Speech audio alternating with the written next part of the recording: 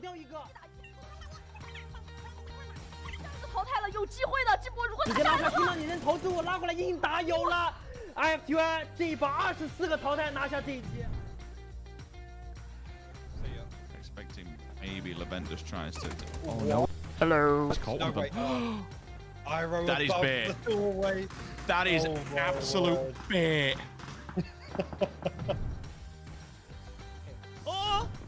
팀원 쪽으로 사격을 옆으로 가야 되는데 몸으로 그냥 가는 예. 들어가서 오! 되는 거예요. 싸우자 한번. 자 위에서 지금 잡아주네요. 자 내리고 내리고. 스타로드. 와! 자 헬리과 스타로드. 자, 박스 살리고 있어요. 잘 버텼는데요. 아 가는지가. looking for some angle here onto Zenith. Using up quite a bit of utilities. We've seen smokes and flashes come back out. Guab can't find him just on the other side of the car here.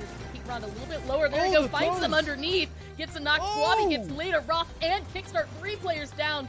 Looks to flush it out, but Simply Matt picks up Mystery in the end. Liberate. Split of Team Liquid here. He's still on the Invisibles. Not going to land too much damage to the M4 initially, and Navi may get away scot-free. Gene was already set. Oh, Kenya! Everybody back up on top of him. Look at that, Rich.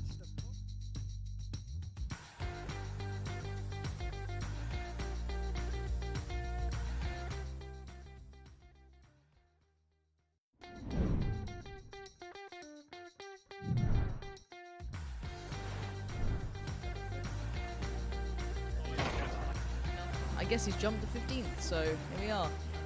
But I'm looking at Ents because they're crashing. Oh, Tixie, stunning form. Absolutely stunning form. I guess you can't get shot if you flip it around in the air like that. They're breaching. This is nice. They focused on one building. He's come up on top of the building. That's nuts. And Ents have just wiped out the Wildcats. Yes, Rustamar's on his knees. Here we go. I hope this is the read. Yep. How's he landed? Oh, the whole group. So, is it the vehicle?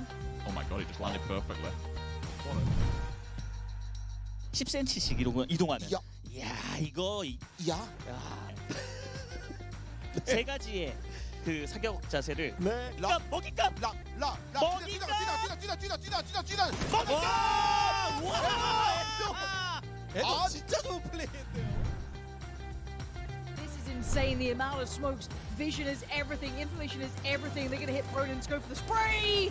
That's your gone. That's Killy Guy on the board. And now suddenly just one of the bystanders, just yellow, right next to Melman. Goodbye to these teams down to so few players. Zocca, Killy Guy surrounded. Quizzy sprays. It's still Killy Guy. He's in the blue. Zocca still staying alive. Melman goes down.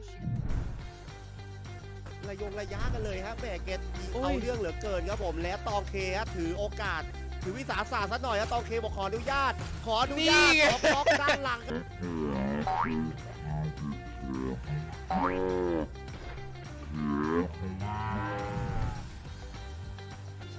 对回去，然后再把经典的 T1 给处理了，但是反而是不让他们去靠近这个山头，给 TSG 争取更多的打靶时间，被影响的。要这个是无处藏身，真的无处藏身，真的是一点脚。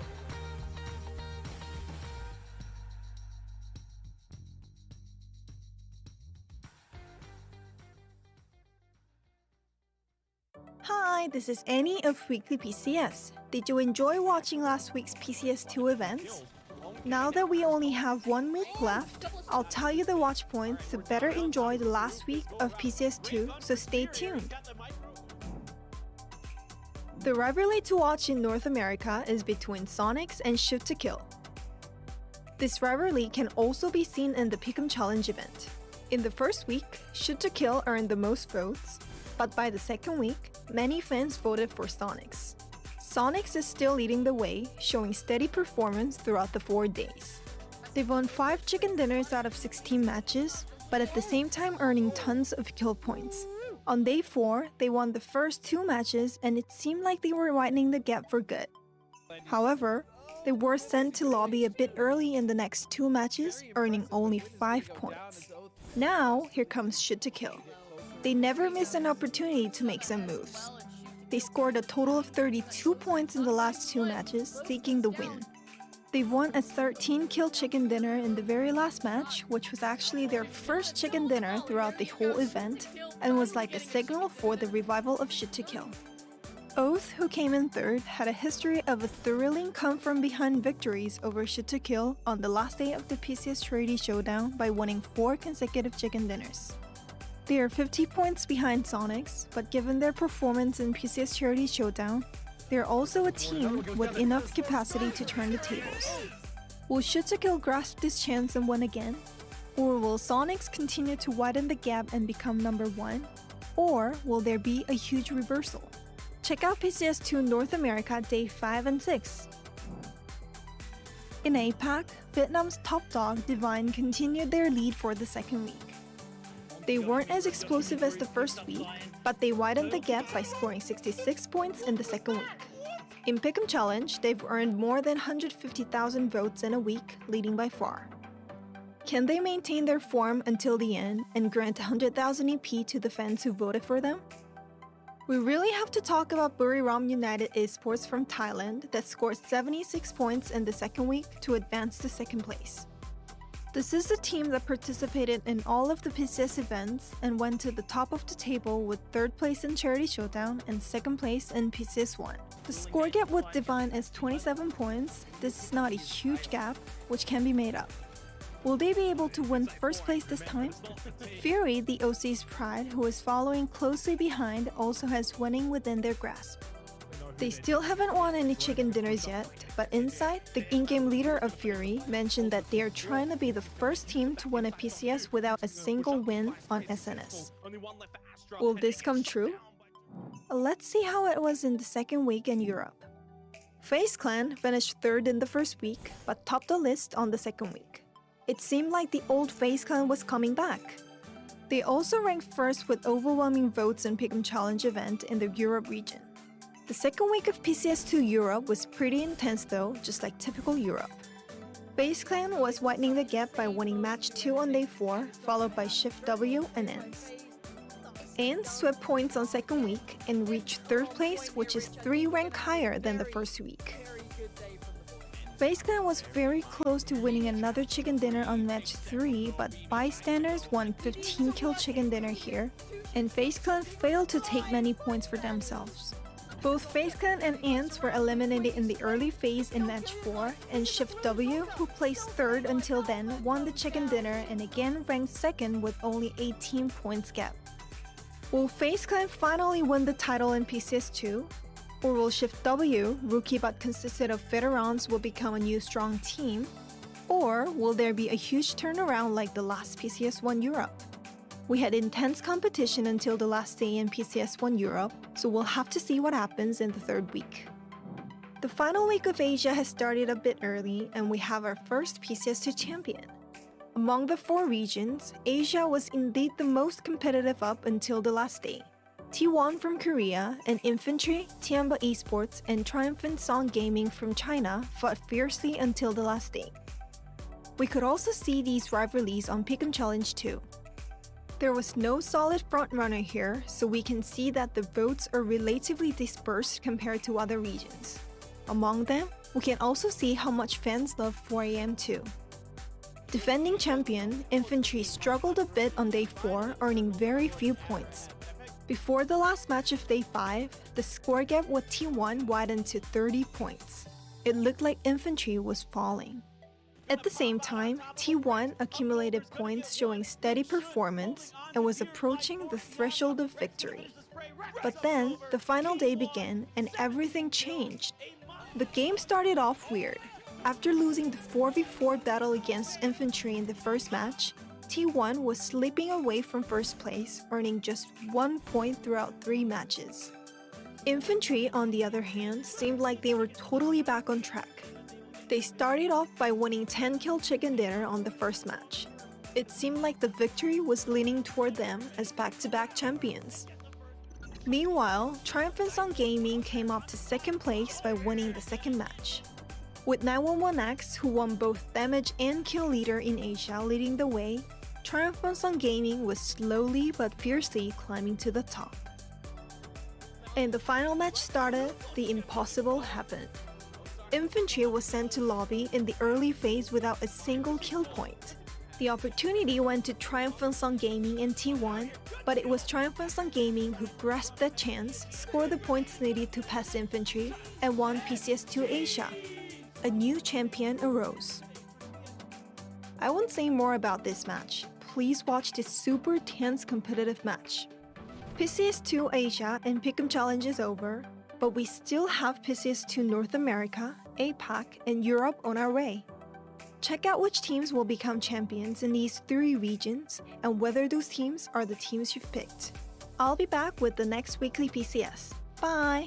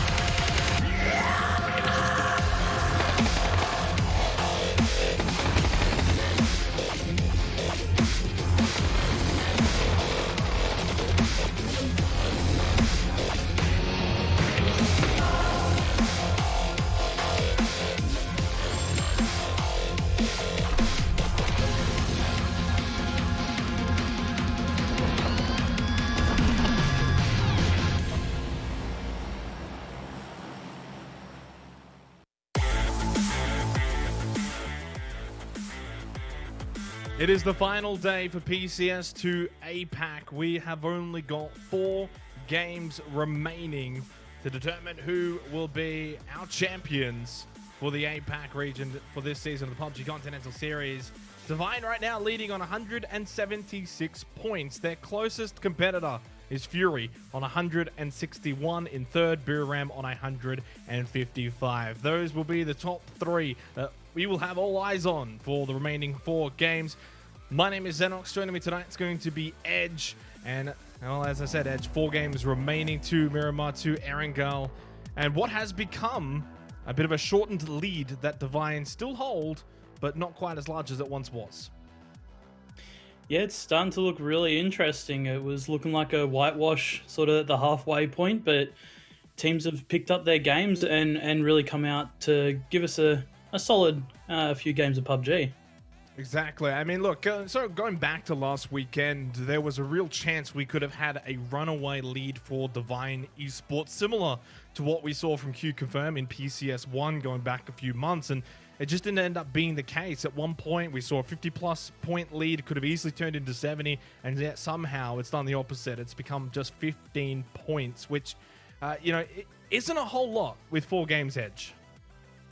It's definitely not. That's only a 1 win and 5 kills away. So, it's definitely in the grasp of, realistically, our top 6 teams at the moment. They're not too far away, and they've all got pretty big potential to catch up here.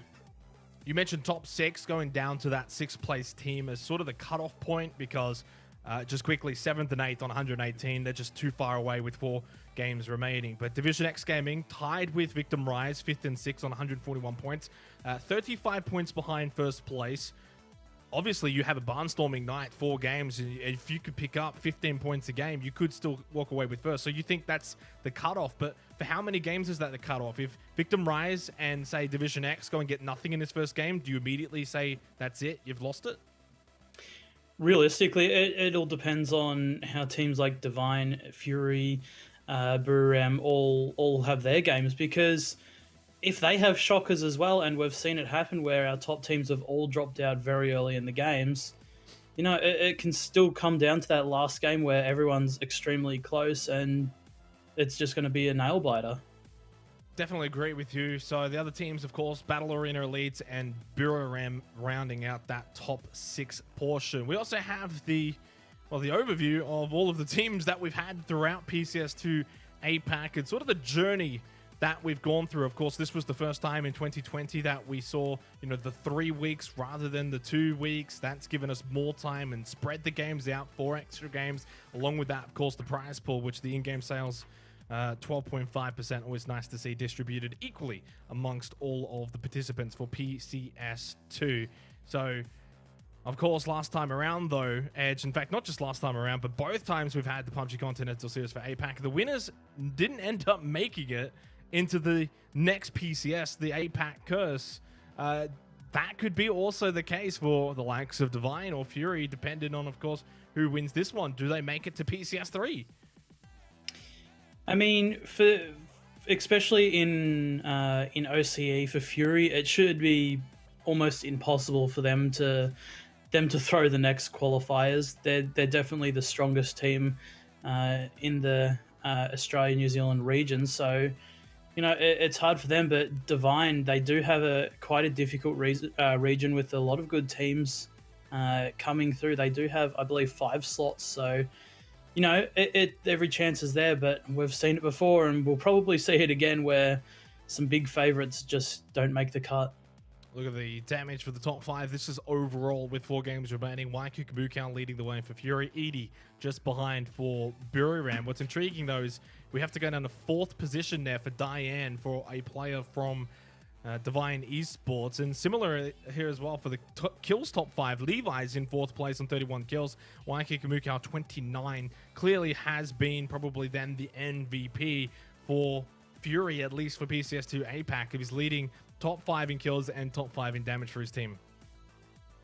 Yeah, we see that a lot for Waiku Kabukau. He is always generally the top fragger for Fury, and I think it sort of goes for the rest of the players we saw in our top 5. Is that's realistically who we lean on to be those players that bring up the big numbers pretty consistently.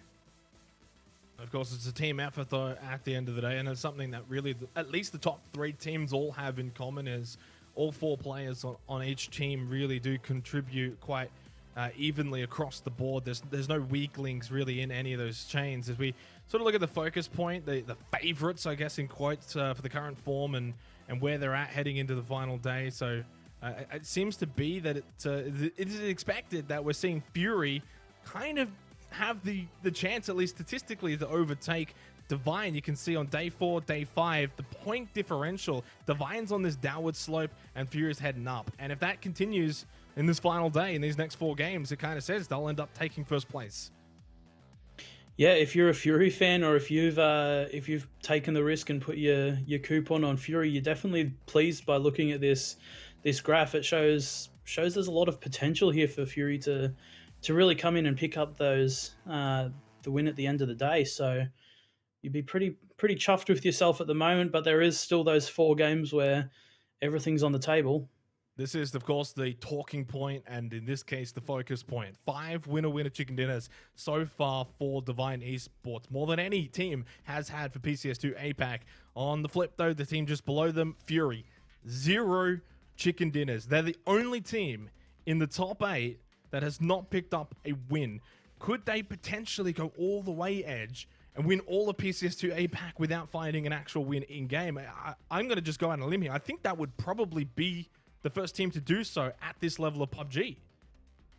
Yeah, I think I can't even put my finger on a time where it's even been close to having 0 wins. Like, teams generally who win a tournament, they'll come out with, 3, 4, 5 wins. Where Fury, 99 points, placement points off having no wins is pretty incredible, actually. You saw the sort of the stats there, still a lot more of the damage coming from Fury.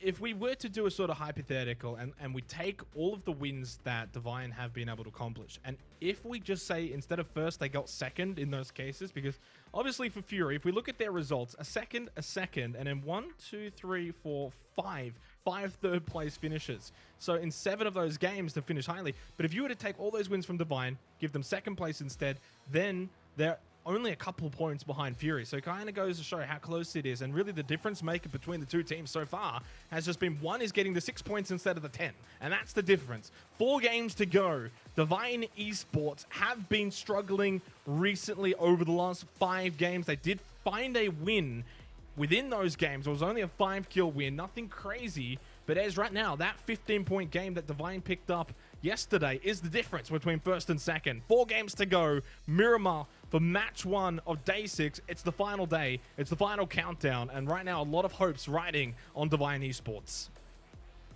Yeah, I'm really looking forward to these 4 games tonight. This is the decision makers right here. You can't really afford, if you're one of those top 3, top 6 teams, you can't afford to sort of have your bad games today. You really need to make sure you're having good games every single game, but realistically, it's unsustainable to have so many good games in a row. You can see the points per map for Miramar. Fury 10, Divine 8.4.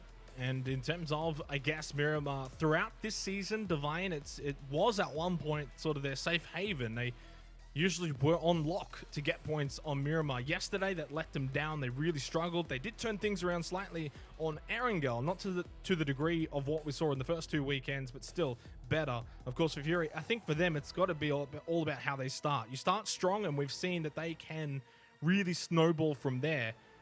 But I'm going to say, Edge, if they do start slow, you just wonder, will that mental game really creep in? Realistically, Fury started off yesterday dropping out first in the first game, so coming in at 16th place, and they clawed their way back in the remaining games. They got themselves a lot of points in 3 games, and I can't help but wonder if they had that first game be a decent game, even getting themselves maybe 5, 6 points, whether that sort of changes the momentum or the flow of the games entirely. Potentially so. We got an intriguing circle though for phase 1. Obviously, we had a very, very fun circle on Erangel yesterday. If you guys didn't see it, I'd certainly suggest to go back, watch the VOD. There's all the possibility this could go to the islands, though, Edge. It can happen, just as much as if it was even a little bit more out to those islands. Does need to take a big shift, though, on Phase 2. So you'll know if we go into those islands very, very early on, of course, Phase 2. And as we watch Jay and Loot, of course, eyes are going to be on Divine. Eyes are going to be on Fury. Eyes are going to be on Buriram. We can't really count out Buriram, but Edge, they've left a little bit to be desired in their last 2 games yesterday. 15th place, 1 kill. 12th place, 8 kills. And while they did get the kills in that final game of the night, no placement points, 155. They've fallen away from second and, 19 points behind Divine. Or sorry, maybe even more than that. Maths is hard. 21 points, I should say. But still, 21 points. 4 games. Again, like we've said for Fury, it's not impossible. They've got to start strong, though. No, it's not impossible. And I think for the likes of Buriram, we've seen them have their really good games. Like, they started off really strong on Miramar. They put themselves in second position, but then as soon as they came to Erangel, they just couldn't get anything moving. So this might be their point where they start to get that momentum and hopefully carry it through the second half to Erangel. Of course, we see focus points with Divine. They didn't really have a good day yesterday yet. Of course, still a lot of the talk was about them for good reason. They're the pinnacle. They're the ones on top. Just intriguing. I want your thoughts, though, on this circle that we've seen. Out towards the eastern side into the water. Of course, we know that Divine loot Monte Nuevo. There was a game yesterday on Miramar where we had, again, a quite similar position, very far out to the east. They struggled. They really struggled to get into that sort of circle and really make anything of it. What does Divine need to do differently than what they did last time, which was essentially just send it straight in? Do they play edge? Do they go a bit slower and try and maybe turtle and protect this lead, even though it's the first game of the night? I think, yeah, Fid really struggled trying to get any sort of footing on these eastern circles, and I'm not sure it's going to be any different here, because coming in from the hard west, you're limited on all of your rotates, and by the time you get there, a lot of high tier positions are already taken up. So for Divine, they're going to have to be doing a lot of scouting and making sure that they can get position without potentially losing lives, and they might just have to risk a breach early on to try and achieve any sort of high placing here. Buriram United Esports, good following, of course, from Thailand, and while they've shown us again that they are one of the most consistent teams in APAC, all the way through from the Charity Showdown, PCS1, and now, of course, PCS2. I think I said it yesterday on the broadcast that I consider Buriram and Fury the 2 most consistent teams in the APAC region, and really both of them have sort of lived up to that. Again, you know, you look at the likes of Divine, who, you know, in Charity Showdown and likewise, and the others, they're not as strong as they've shown us here. Heading over to Bay, though, the team in 4th, and really the talk around them is they can have big games, but it's kind of all or nothing when it comes to Bay. They either go and get 20 points or they get nothing. Yeah, that's definitely a line for Bay at the moment, and it does show that they can come out and they can have good games, but just their consistency level isn't really there at the moment. They are a new team, but they're definitely showing signs of light of coming to become a really strong competitor. 5.5 minutes gone. Slow start here for Miramar, which has been the case. Kaiser Juna versus X Stadium. Kaiser Juna's impressed me. 11th place in their first showing for the PUBG Continental series this season. I've liked what I've seen from them. Archangel Predator, of course, returning from the Charity Showdown. They missed out on PCS1 and haven't been able to sort of fire a shot here for PCS2. Stuck down the bottom, and what kind of feels like the bottom 3 edge has been solidified from the future. Archangel Predator, X Stadium, just haven't really been able to put up much of a fight here in the rest of the lobby. No, there hasn't really been too much of a showing from them. The likes of Archangel Predator, I really came in expecting a little bit more here, but they just didn't seem to have any sort of the prowess that they'd shown previously, and I don't believe they qualified for the last PCS either. So maybe a couple of things going through for them, and from the future, another team that is newer to PCS, and they've shown that they're quite capable, but they've just got to do a little bit more to put themselves up there in that middle sort of the pack. Nordra just sneakily finds a early kill for Biram. Of course, that now brings that lead down to 20. Every kill so important. They really do add up, especially with only 4 games remaining. And you know, you see a team like Magic Esports. No disrespect, but they're a team at the bottom 4, and Biram kind of need to maybe hunt them down, pick up some kills. And saying that though, 4 games remaining. You don't really want to be throwing everything out the window just yet. Don't throw your lives just to get 2-3 extra kills.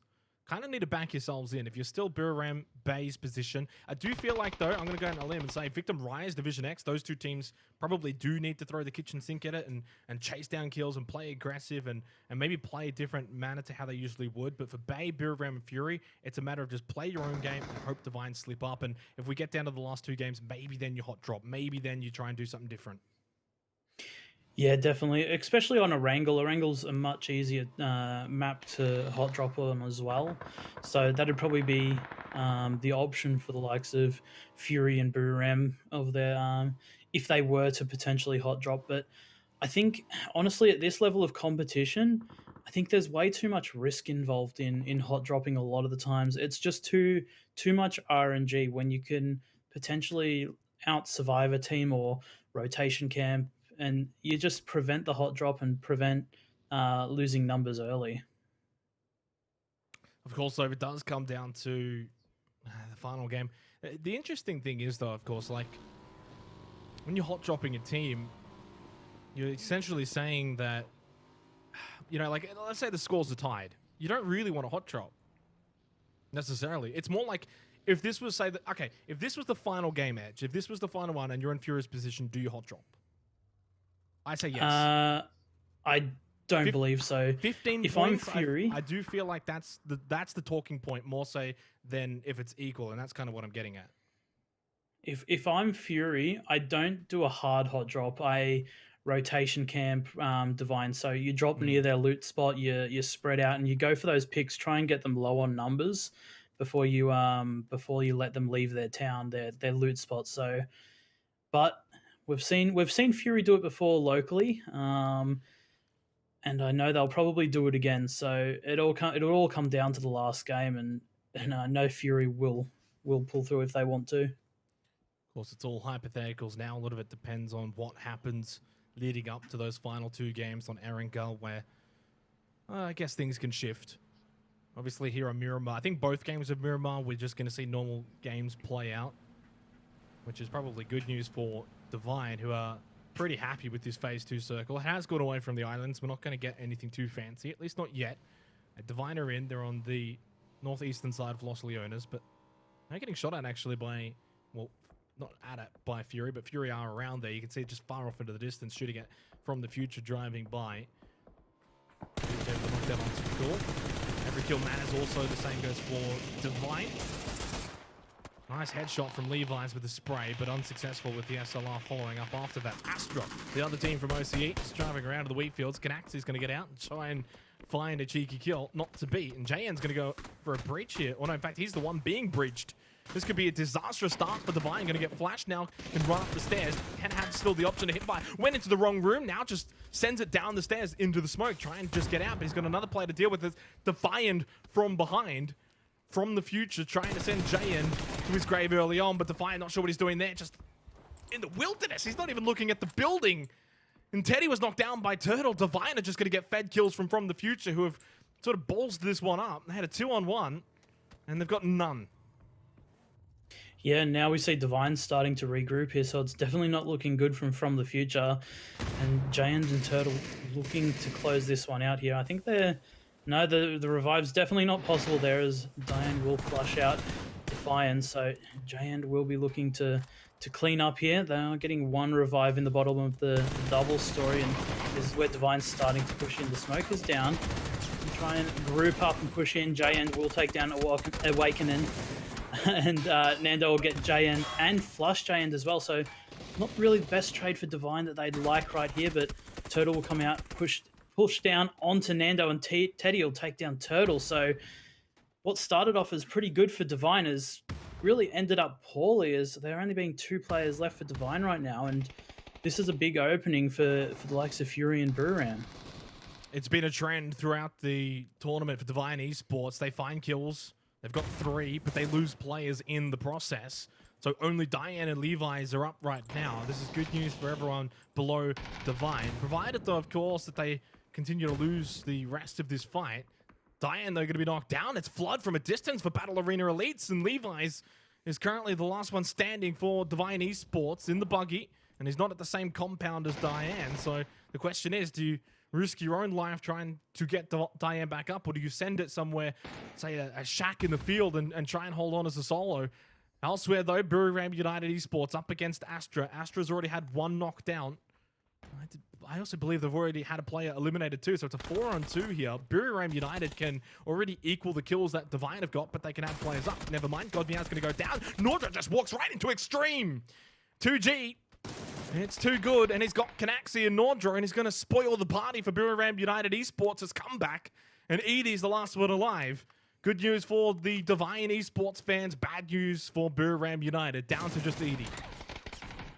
Yeah, this is a really poor start for both Divine and Buriram right now, as they wanted to have those really strong games for their openers on Miramar, but it doesn't look like it. But Edie will pick up the double kill onto the Astra players, so he will get something out of losing his teammates. They are on 5 kills, so it'll put them 1 point behind Fury now, but it's definitely not enough, especially now that the Fury's still got 4 players alive. They've got themselves a very central position in the middle of the zone, and they're potentially going to be able to close this game out, just judging off their position now. Diane got back up. So still Diane and Levi's alive. It's hard to believe. But Divine Esports are in a better position than Buriram now, all things considered. 19-point gap between the two of them. Started at 21. Buriram United onto 160 points. Of course, though, for Fury, they're dead center for this Phase 3 circle. They've got 4 players alive. They can play the long game here. They don't have to worry about getting the points right away.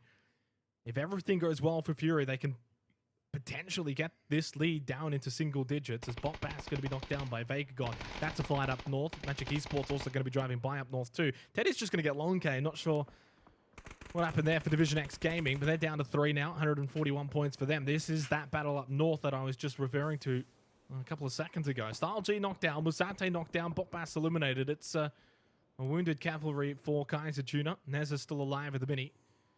As Battle Arena Elites with 4 players up. Could this be the start of a big comeback for them? They have every right to believe that they can still take first spot as well.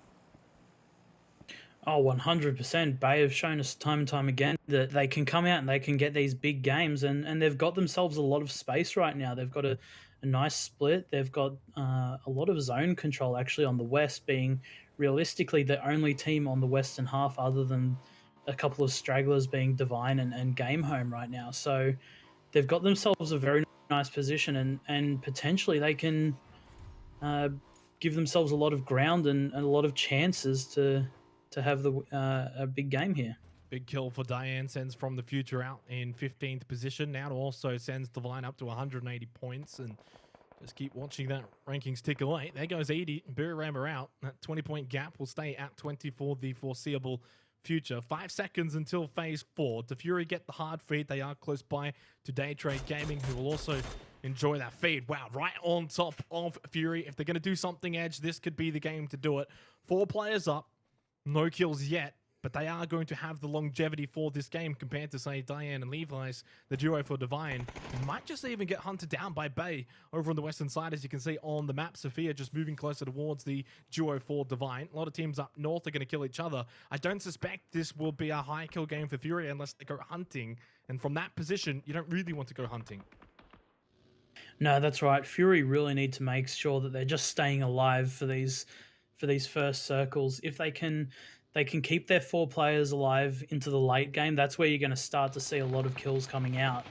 As soon as a lot of the edge teams that will be holding you out get pushed in, you can then push out of your compound, go towards those close by hill ranges and start picking up the kills late game. Oh, this is a tough spot right now for Diane and Levi. It's just circling around up north. They've walked into the battlefield, quite literally in the middle of it. Levi's knocked down by Flash. I'm not sure how much longer Diane's got. Down below 50% health, but gets by the brunt of it. And it will be able to play as a solo snake for a while.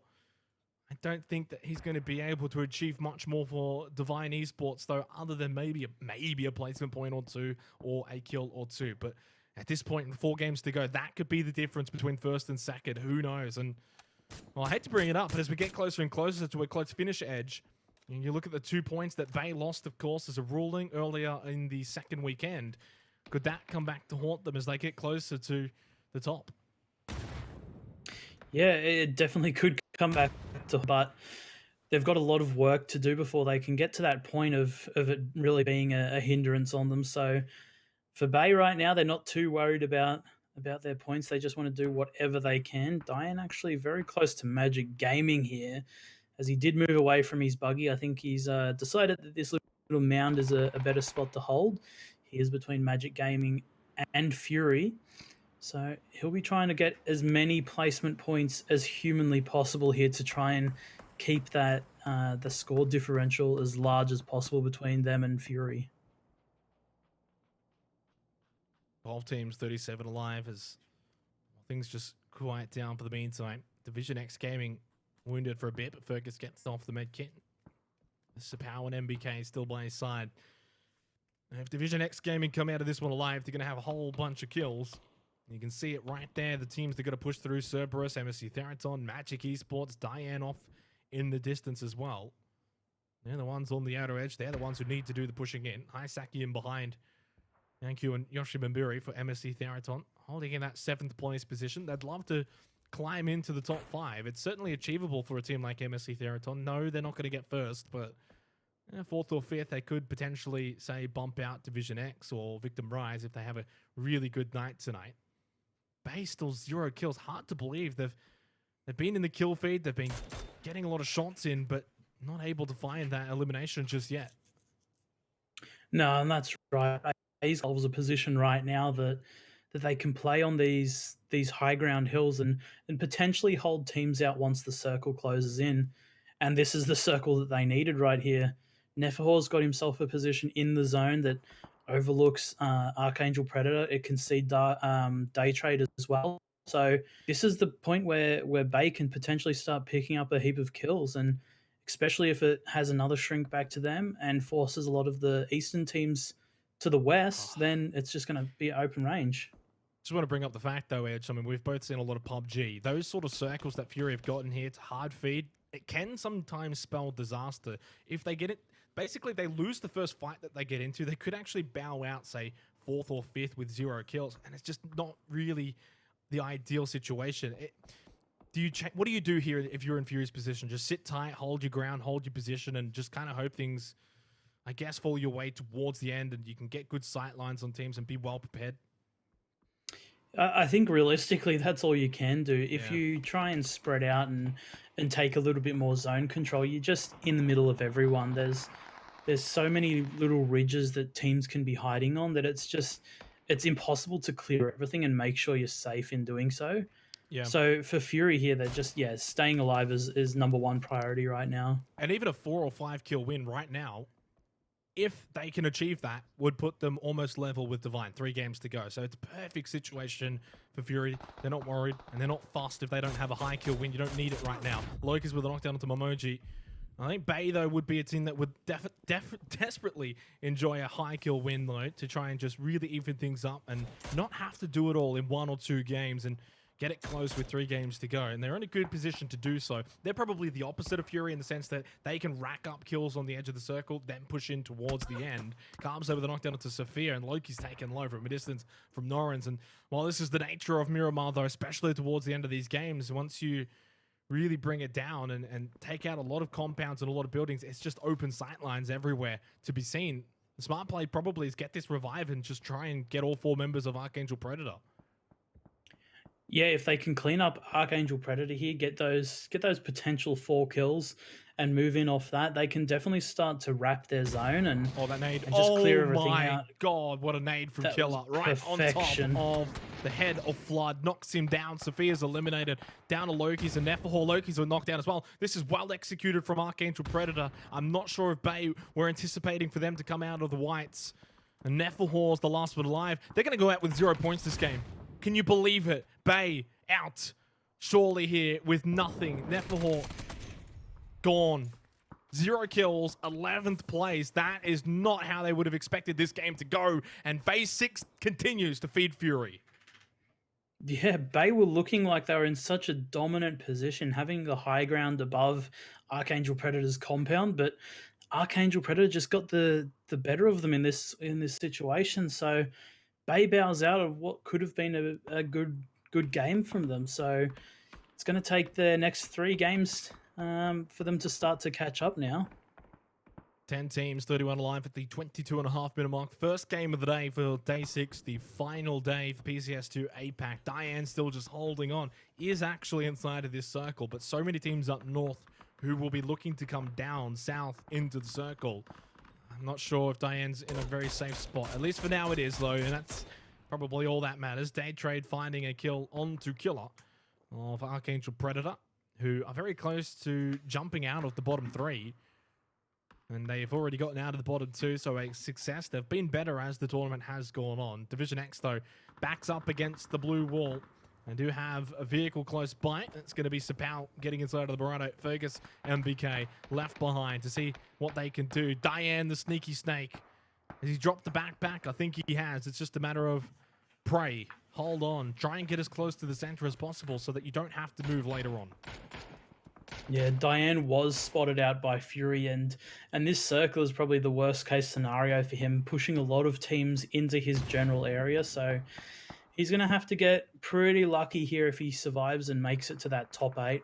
But we will see a couple of teams die before this circle potentially closes, as they're all going to be forced into the same general area here.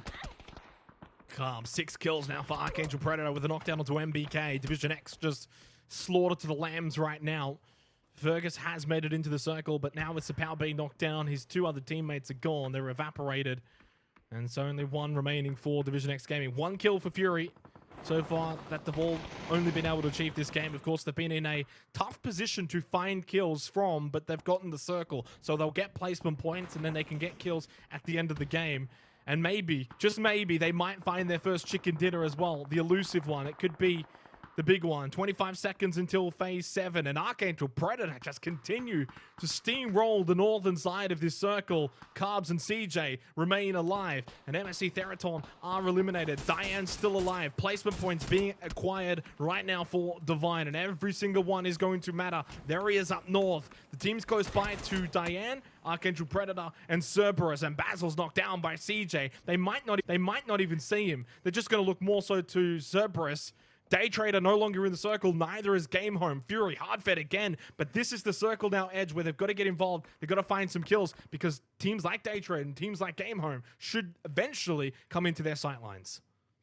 Yeah, this is the perfect circle for Fury. This is where they can start potentially picking up kills onto Day Trade. They can't really let Day Trade or Game Home get really strong positions here, because as soon as the teams start to die here, and all of the teams on their west have sort of got their positions on the ridges, it becomes really hard for Fury to actually get out of their compound. So they need to make sure they pick up whatever they can right now, and it doesn't look like they're going to be able to do so as Day Trade's rotating away and out of Fury's eyes. Warriors will take out Gen Force. Poochels now puts Day Trade Gaming up to 5 kills. Archangel Predator will go out in 6th place. Diane's still alive for the Divine fans cheering him on. There he is. Insight with a knockdown onto Flash. Diane's got a nade. Could this be a championship-winning nade if he tries to clean up 2 or 3 kills on the day trade. Samoy with a nade as well for Victim Rise. Gonna throw that into the pile. Diane's put that nade away, just gonna hold with the barrel, making sure no one spots him. Could very well get Divine into the top 4 and has already acquired 3 points for Divine from being able to just stay alive. And if Fury are not careful, could you imagine the repercussions if Diane gets a knock onto Ronan and Cal? They would be devastated. And look how close Ronan is to Diane. This right now, I know we've still got 3 games to go, Edge, but it feels like the tournament lifeline right now.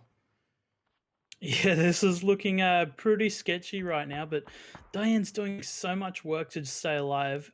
Obviously, he's not moving, he's not doing anything, but such great positioning from him and just awareness to put himself in a spot where he can get into this top 5 and get placement points. God. Yeah, and if not checked, this can be doom for Fury here. Jukesy and Insight have stayed at the compound, expecting potentially a Phase 8 feed. We'll see if they get it. Game home as well, out towards the more eastern side. Up north, Day Trade, VTR, and of course, Diane, the solo. Phase 8 is going to favor Game home. They could actually be the winners at the end of all of this. And Nate's just going to force Cal away. Ronan's still prone. How close is he to Diane? Very, very close. That's a flash grenade. Not going to do any damage, of course. Chibarette now for Victim Rise. It just feels like at some point Diane's going to just step up and take out a member of Fury, which would be so detrimental for their chances of winning this game. Not only that, but of course, whoever goes out next, if it's not Divine, that's more points gained thanks to Diane's snake play. It's been played perfectly from the get-go. Moved early, dropped the backpack, has done everything right. But of course, Edge, in 12 seconds, Diane is going to have to move. Yeah, this is go time for Diane right now, so it's really do or die. He needs to try and take out some players before he moves in. I don't know if he'll be able to snake his way past anyone here. But VTR right now have made some big plays. They've got themselves 6 kills on the board. They're 2 points away from Bay right now. This game could potentially put them into that top 4 position. And VTR have been showing so much talent from their roster right now. Simoy and Chiba getting both of all of their kills right now, so what a work for them to do. I think he has been spotted by Ronan. Just steps up. Ronan will send Divine out in 5th. No points gained. They're stuck on 183, and Fury have got themselves a target. They're 16 points behind right now. Chibarette knocked down. Clories will get that one, and VTR sent out in 4th. 3 teams remain. Day Trade very much going to not stay alive for much longer. Puchils goes down to Game home, and we've got ourselves a 4 versus 4. Can Fury find their first chicken dinner for PCS2 APAC? Cal with a knockdown onto something else, and God knew with the refrag onto Insight makes it a 3 versus 3. Still only the 2 kills gained for Fury though, but nonetheless, they've at least bridged the gap against Divine by right now at least 1 point. It's down to 14, but you win this. If you wipe out Game home and you get this win, that's like, what, another 8 points? It would make this only a single digits on the total leaderboard.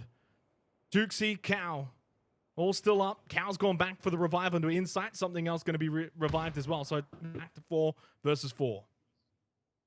Yeah, and I'm not even sure who has the advantage in this circle. It's so even right now. Game home does have a lot of terrain that they can play off towards Fury, but Fury's got themselves some really nice positions. If they can catch off 1 or 2 game home members, this could be the decision maker. But if you're Fury, do you throw so you can get that second place only storyline? Oh, I don't think so. I don't think so.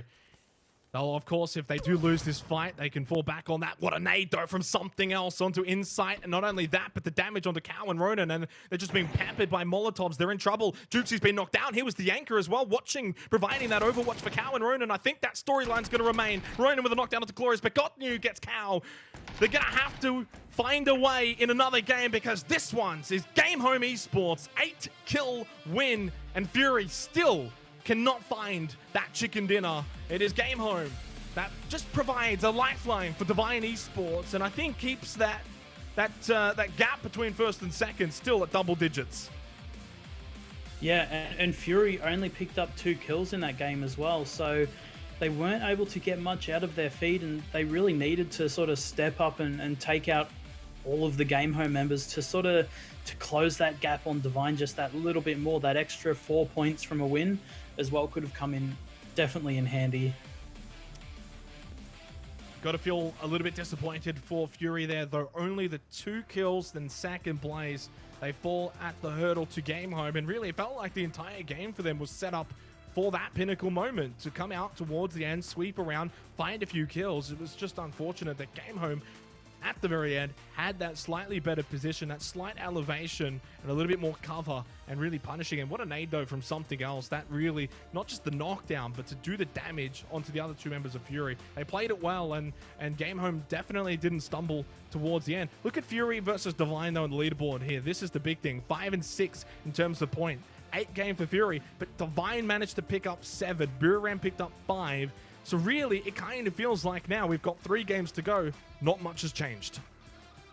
No, not much indeed. With only 1 point gained by Fury on Divine there, it's still very, very close, but it's just looking harder and harder to catch up to Divine. They're getting these kills early on, and then even after losing 3 players, they're getting themselves in positions to start getting placement points as well, which realistically they shouldn't be. So for Divine, that's their saving grace, is that they've got these players that can put themselves in spots that can just slowly get points. Well, Game Home move into the top 8 now, apparently, and in doing so, they've also picked up their first chicken dinner, which now means, Edge, we've got 8 out of 9 teams have picked up a win in the top 9. The one that hasn't is Fury, still with just 0 wins. 68 placement points, 101 kills, but no chicken dinners. 14 points behind Divine. Look, technically, they've closed the gap, right? From 15 to 14. But with 3 games to go, that 1 point, will that be the difference maker? If they end up winning at the end of the night by 1 point, there it is. That's the difference. But if they also end up missing out by 3 or 4 points, or 5 points, 6 points, 7 points, that was the difference there by getting the win against Game Home. Wasn't to be, though. Carbs racking up the kills in that game in particular. Noran's doing well for Day Traded. That was sort of the other storyline for this game in particular. Again, Divine, poor game. The teams below them, unable to punish them. And that's been that way for what feels like 2 weekends in a row. Here's the highlights, though, of course, first game of the night. We've got 3 more to play out for our final day of PCS2 APAC. And, well, things started with Fury and it ended with Fury, but they didn't really do much in between. Yeah, there hasn't been that much in, and we've seen, yeah, like we see here, Divine just getting those couple of kills. They did lose a couple of members, but they really need to make sure that they keep their members alive going into the late game. They just haven't been able to do it other than that one game yesterday where they got that first place. They haven't keep that consistency and stop from dying early on.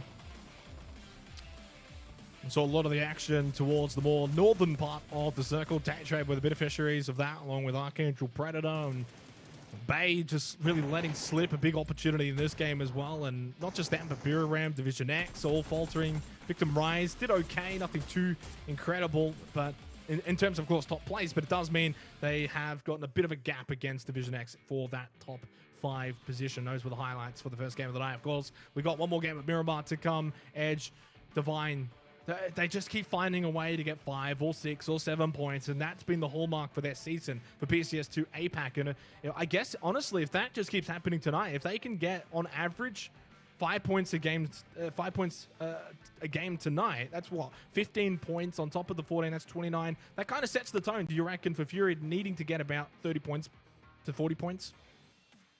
I think so. I think if they can keep up their averages, it makes it harder for every other team, but still, it's just one game from changing and setting the tone for the rest of the tournament.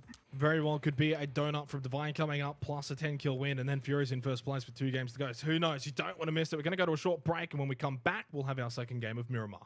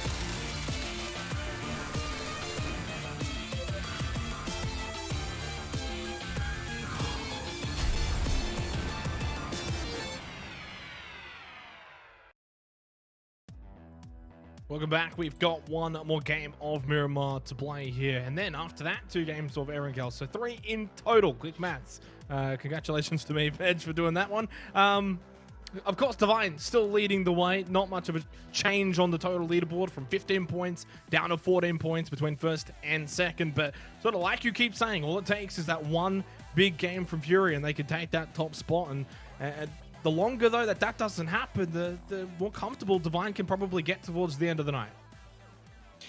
I don't think Divine's going to be getting comfortable at all tonight. It's looking a little bit too close for comfort, and I'm not sure that they just haven't been showing that Divine that we've been seeing from the early on in the tournament. It's just not there. So unless they can bring that back, it doesn't look that likely. They're really just sort of holding on, aren't they? They gave us a glimpse last night in that 5-kill win, but everything else outside of that suggests that they're just scraping by. Will they scrape by once again, maybe pick up 4 or 5 kills, or do they potentially maybe put this to bed and come out with one of their big 15 or 16 kill performances like they had done twice already earlier on in this season of PCS2 APAC? If they can do that, Edge, and go and get 20 plus points and make that lead balloon out to 30 something with 2 games to go, then they probably can feel comfortable.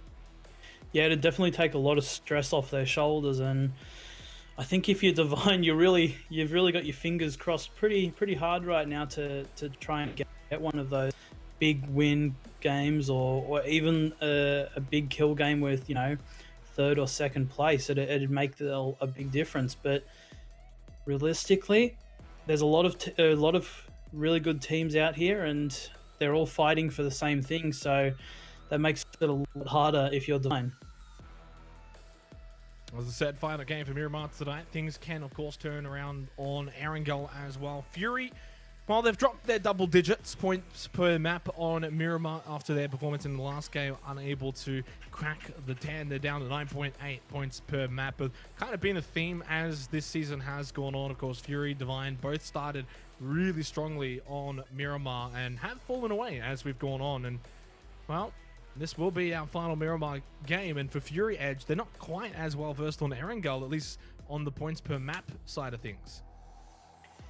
Yeah, but they're teams that, all of our teams here, they know both the maps. They're extremely talented on the maps. Maybe this tournament just hasn't been it for them so far.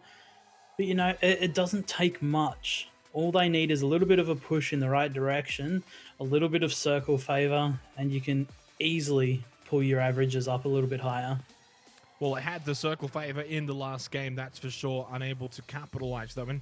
And that's why we always like to say, right, because we obviously see a lot of feeds. Almost every game, one team gets fed. And that's why when a team gets fed and everyone's like, oh, you know, they got fed. Well, last game kind of showed sometimes you can get fed. You're not going to get kills for like a good 15, 20 minutes. And then you get into that first fight. And if things go pear-shaped, you can end up 2nd with 2 kills or 3rd with 1 kill. And that's why when you do see teams get fed and they can still go and get like 6+ kills and get the win, it's job done, and they've really earned it. Yeah, PUBG is all about converting your feeds into wins. Majority of teams, they'll try and put themselves in that position to potentially get a feed like early circles. We do have teams that will play edge and come in late and then try and put themselves in those advantageous, how you convert your games. Just so far, we haven't been able to see that from the likes of Fury, where they haven't been able to convert any of their potentially good games into wins, unlike Divine, who has obviously been able to convert 5 of them. No surprise, the 3 teams we've sort of hovered over, Fury, Ram, and Divine. They've been the focus points tonight, that's for sure. This circle certainly going to benefit Divine a bit more than the previous one, and well, they've kind of shown that very eastern circle certainly is a disadvantage for them coming from Monte Nuevo, but every other circle elsewhere on the map of Miramar, they do tend to play it quite a bit better. So this could spell bad news for Fury and Ram for really just kind of slipping up that last game when Divine didn't go and have a massive game. I mean, look, Divine still picked up 7 points, so they had a good game by all sense of the word, just not amazing and not just horrible. So if they can go and have good games for the remainder of the night and go and get 6-7 points, that's what I was trying to say, makes it really difficult for Fury. And Fury kind of then need to average about 10 points a game to make up the difference. Yeah, that's right. And especially in a circle like this where Divine will have access to getting into the circle early, Fury is currently in the center. And one of the hardest things as a team, if you're dead center of the first circle when you're looting, it's very difficult to figure out how and where you need to play these first circles, because if you don't have to move much, do you loot for longer? Do you leave early for a high tier compound? All these different factors come into it, and if you make that wrong decision, you can be caught out quite quickly. Certainly can be the case. Divine going to get on the move early. They may head into Chumacera, or at least south of Chumacera, and rotate through there. Of course, for Fury, they loot in Los Leones, so they're right in the middle of this circle already. But teams are already coming in, of course. They're going to get in early. X Stadium just to their north, and Day Trade just to the south of Fury. So Fury have already got a couple of teams around them. This could very well be a different game for Fury, though, judging on the circle, where they may actually be in a better position to find kills and go and have like a 6+ kill game if things go their way. Even from the get-go, right now, you can already see it kind of on the map out to the right. Venotica driving away from Fury, who are shooting at them as we've sort of just watched Divine drive into Chumacera. Boy, they get the helicopter treatment there as they watch in now over to Fury. We don't control the cameras, that's all I'm saying. But Fury hunting down Venotica. He's going to drive away, though. Yeah, definitely the smart decision there by Venotica to get out, especially knowing that it's Fury who's coming after you here. There a lot of potential on the team, and Fury is spreading out now around the Los Leones area, trying to find whatever sort of ground they can to hold and maybe further the chances of potentially getting another circle feed here. But they do run the risk in staying at Los Leones of just being gate kept by a lot of teams. Like if this circle goes to the north, Fury have got to move through a lot of teams, and there's not really a lot of open space that they can gather at the moment.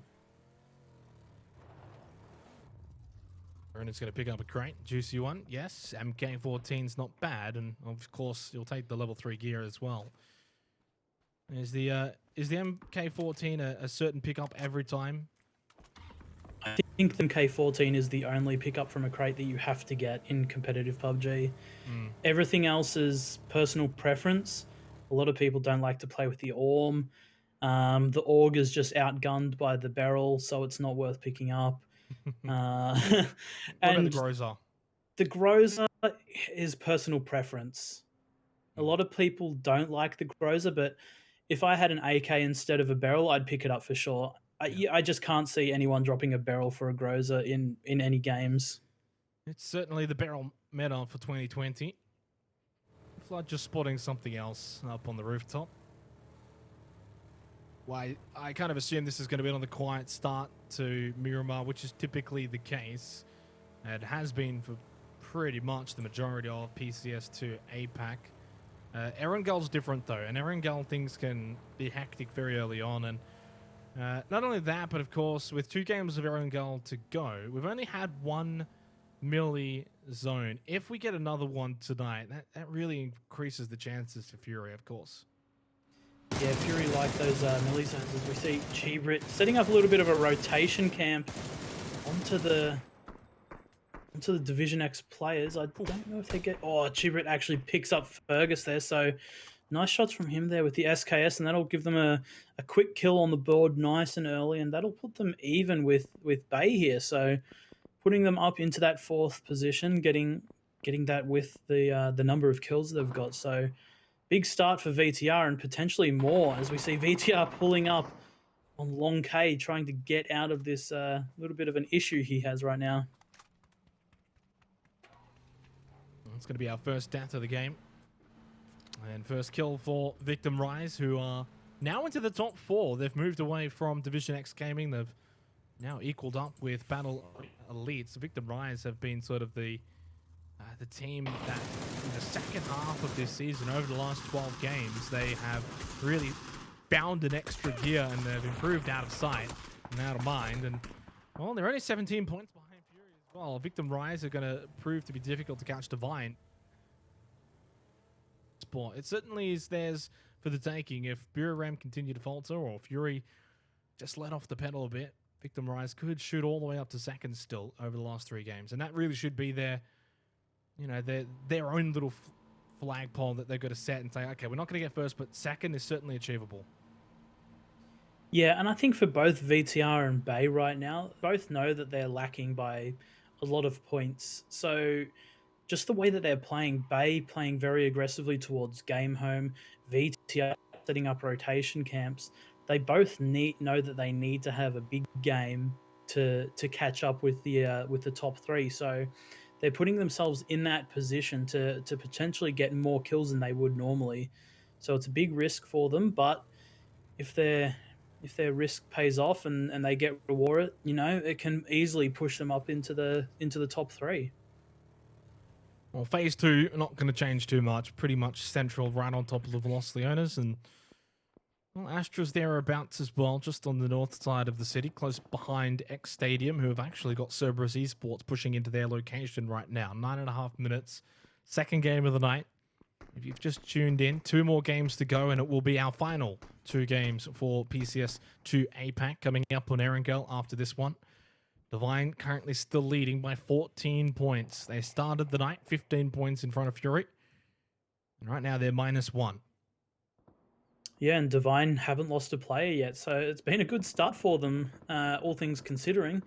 They haven't had those early fights, but they haven't picked up any kills yet either. So Divine putting themselves in position to potentially go for a top 8 with multiple members alive, and if they can do that, they can definitely keep this lead high against teams like Fury and Buram. Ronan's found a kill. That's going to tick Fury over up to 170 points. 13 behind Divine. Slowly but surely creeping up. As you mentioned, though, Divine have got 4 up, and this is a good start for them just to have 4 up at this point, because for whatever the reason it is, Divine have just lately, the second day of last weekend and yesterday and, well, tonight as well, have been getting themselves into bad fights early on and losing players. Even though they kind of get a couple of kills in those exchanges, they still just don't really want to be put in that position. They're a good team and they win a lot of fights, so the longer they can have 4 alive, the more likelihood that they're going to be able to win those fights at the later end of the games and get the placement points with it, which is what they were doing on the first weekend and on the first day of the second weekend. I think realistically for Divine, the difference being is they're still getting their early kills, and then they're, you know, potentially dying or getting that 1 player, 2 players to sort of play for rank and get placement points. But you're seeing your Furies, your Burams, your VTRs, your Bays, they're surviving through those games, where previously they were just all falling short as soon as Divine's dipped out of the map. So that's your big difference, and that's allowing teams to start to catch up. They're just slowly making those point games, and that's what makes it dangerous for Divine, is just that everyone else is upping their game when you're sort of potentially still just like staying at your averages. 24 seconds until phase 3. If it goes center again, that's going to be right on top of Fury, Day Trade, Archangel Predator, and potentially Astra. Anything out to the west will certainly favor Divine. Anything out to the east, though, is going to make life difficult for Divine. And up north will favor, I guess, the majority of teams.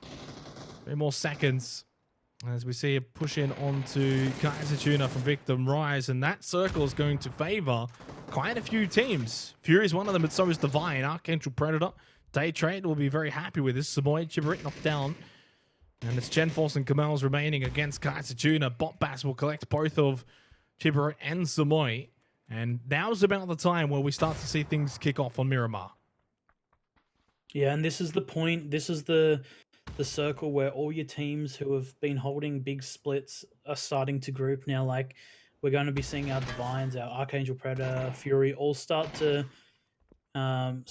join up together and build their highest and most central compounds. So this is where it starts to get interesting. And through this this breach by VTR, Kaiser Tuna has finally fully regrouped here, and they're going to be looking to take this fight in with full numbers. Style G's been knocked though. Camel's going to be knocked though immediately as well by Musate, who's been impressive for Kaiser Tuna. Gen Force the last one alive. And I was just speaking good things about Victor Rise as well. After the first game in particular, they kind of moved away from Division X Gaming and they have tied things up on the scoreboard with Battle Arena Elites, but doesn't look like they're going to be able to achieve much more. And with only 2 games to go as well, it definitely means they've got no chance of first. And now their chances of second have probably slipped away with this very poor performance here on the final game of Miramar. Yeah, that's right. But we see Jen playing hide and seek right now with all the Kaiser Tuna players, so he's done really well to let himself survive for this long. But Kaiser Tuna still very aware that he's around, so they're going to be clearing everything out together, making sure they don't lose a player unnecessarily. It's a really good tactic by Kaiser Tuna, not letting him get that insta flush.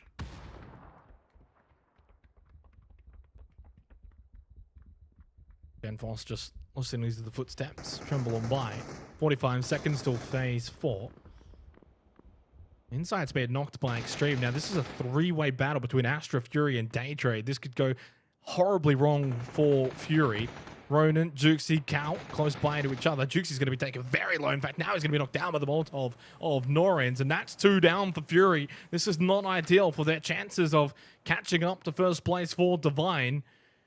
Juxi has got the bleed out onto Puchios, and Cal can go and get the revive onto Juxi. Insight's a bit further back. He's in a safe position. It certainly feels like it should be a safe res to get him back up. It's a matter of getting over there. Of course, another smoke going to be used by Cal. Now I'm going to stick the revive onto Juxi. Victim Rise will be finally eliminated as Genforce gets cleared out by Musate. Insight, no, it's not a safe res. He's gone. He's eliminated by Extreme. And Divine are going to get the hard feed. And this almost just feels like punishment to Fury because Divine have got the feed that Fury had in the last game. And now Fury are the ones struggling here. It's a role reversal of what we saw in match 1 tonight. Absolutely. But the big difference here is Divine's got themselves a really good high point on a hill where they can pick up a lot of kills. So the longer the Divine is in this circle and controlling the entirety of their hill, the more kills they're going to be able to get. So again, this is just going to make it harder and harder for Fury to catch up, and Fury's going to have to fight through a lot of teams to be able to push their way into the following circles. And only as a 3-man, it gets a little bit difficult at this point. 2 kills for Fury, though. And they at least got the revive of the Juxi, got away from a dangerous position. Zoid, Lynx, the Extreme, all just watching down, looking at Fury's position. Can they make their way out of this spot? Divine beneficiaries for phase 4 circle, along with Archangel Predator. Division X down to the South Bay in an okay position. They will have to cross the road. Division X will be watching them do that. Ram will be playing from the south side of the circle. A lot of players and teams still firmly entrenched for this game in particular. Fury wounded, but they're not out of it. 12 points is the gap, and it's technically made some ground on it. And really for Divine as well, though, this could end up being similar to what we saw from Fury in the last game, Edge, where Divine, can they even find kills from this position? Potentially, but right here we see Kaiser Tuna sort of coming onto the back of their hill. So if Kaiser Tuna or any other team takes hill control away from Divine, that's going to limit them being able to push out of their compound late game. So it might not be it might be a very fed compound, but yeah, as you said, you might not be able to pick up all the kills you're looking for. Nordra knocked down by Nefahorn. That could be an intriguing one to watch between Bay and Bureau of Ramp down to the south. God Meow's going to go for the revive. Division X also close by. A couple of teams in the top 6. Can't really say top 5 anymore because Division X have dropped down into 6th position. They can't get back up though. Victim Rise out on 152 points. Division X not too far behind them. Jacob will take out Lynxy though. And Astra going to lose another player down to just, I think, Extreme and Zoidmate. really not too many options as well to send it into the circle. Juxi, I can just see on the minimap taking shots at the Astra vehicle, making their way to the circle. But having a look at Bura Ramp, they've got the Mad Max vehicle selection and time to just send it into the circle and see what can happen. They've got the shack close by, which is occupied by Long K. Sapao out to the far left. Long K does as best as he can, but he's immediately knocked down by Kanaxi. Sapao does get one, though, from that Overwatch position. He gets the knockdown onto Kanaxi, who is safe for the revive for Edie. Yeah, I'm not sure about that single player in the hut there. It's on these kind of circles, it is one of those areas that teams will just full send it into if they've got no other real options. More kills for Fury. Yeah, it's a good sign as Fury picks up the remaining 2 players of XS and looks for more now onto Day Trade. Some nice shots coming out from both Waikika Mukau and the Day Trade player. No kills at all yet for Divine. Fury have picked up 4. It's a 10-point gap. 2 games remain after this one, and he will be played on Erangel. 11 teams, 39 alive at the 19.5-minute mark of Day 6, Match 2 for PCS2 APAC. Divine have got position, they've got the circle. They can certainly finish in a strong manner. There's no snaking this game in particular for Divine, but all it takes is they lose one fight, and they can get nothing from this game in a similar manner to, of course, Fury from the previous one. A really good example of the downsides to sometimes getting fed and then not winning that initial fight. Fury going to have to push into Cerberus, though, and they're going to have to keep getting more kills. It's as simple as that. Yeah, Fury's on the back foot right now, so realistically going for kills here is their only option because it's going to be difficult for them to get into the zone. They are being gatekept by Cerberus. Basil very close to Juxi here. Juxi going for that peek. Knows the Basil's close by and will pick that one up as easy as it is. Ronan will get that one actually. So Fury starting out strong. They need to get their numbers very close to Cerberus here. They don't want to get caught out in the blue. Waikika Mukau, nice knockout onto Haisaki. This is going perfectly. Day Trade with the third party off onto the side, and Cerberus have just split their numbers up, and it's definitely not working out as Fury's putting on that aggression right now. How many more kills can Fury get before what feels like their timely demise, which could be upon them soon? Although, look, honestly, if they can clear out Cerberus here and hold 3 players up, moving into a potential fight at the Archangel Predator compound, who knows? Things can happen. They're really pushing on to Subang. Blood just gets through to Sapao and MBK. Division X scored in 11th, and they continue to have a poor night. Ronan has to reload the barrel. 1 kill for Juxi, 2 for Cal, 3 for Ronan. Can they finish off Cerberus? Cal with a knockdown onto Ghoul. 1 more remains right in front. It's Ronan! Be like Ronan! And send Cerberus packing. Annihilation.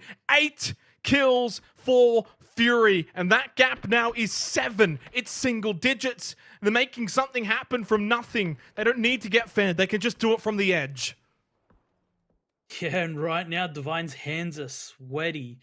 They know that Fury's a threat here, and potentially Fury can just keep on walking over teams right now. They've got Day Trade close by. They've got good hill ranges, and they can potentially keep moving up as Ronan gets a nice knock onto Archangel Predator's Memoji. So Fury are really feeling it right now, and realistically, it's about time. Oh, they get the circle too, Edge. Look at that. Right onto the compound of Archangel Predator. And Divine, they're not in the circle. Look how far they're going to have to travel, and they're going to have to go right into From the Future.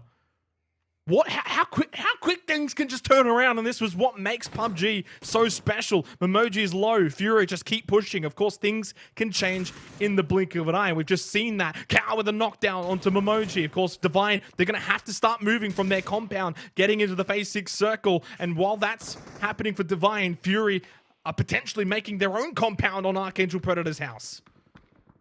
Yeah, and Divine is really under threat right now, being gatekept potentially by From the Future and Bay right now. So Divine's got a lot of work ahead of them if they want to get themselves into this next circle. 1 kill. And potentially pick up some points, because they're 1 team away from being in those placement points, and it's not looking like it's going to be them that's going to survive this circle potentially.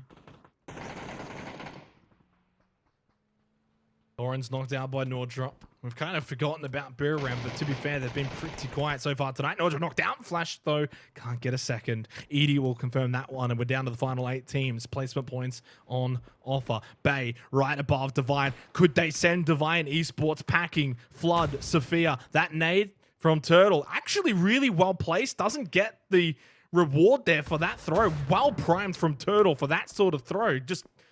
I'm just in awe right now from that one from Turtle. Sophia, though, spots one. Headshot onto JN. Divine have got a fight on their hands right now, and it looks like Turtle is panicking. Left, right, where is it going to be? It could be goodnight very soon. It's a flash grenade. Looks away from it, runs away from it. Barrel in hand. Turtle, Diane just trying to run away. Levi's further back. Divine about to just throw this one away.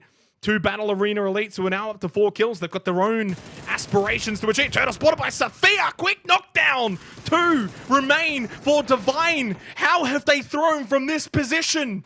It is now a 7-point gap. Knockdown onto Loki's. That's going to come in a handy manner. Cal, though, picks up another kill. Battle Arena have got 5. Are they going to send Divine out? I think they are. Diane's in the blue. Diane is gone. And so are Divine Esports here for match 2.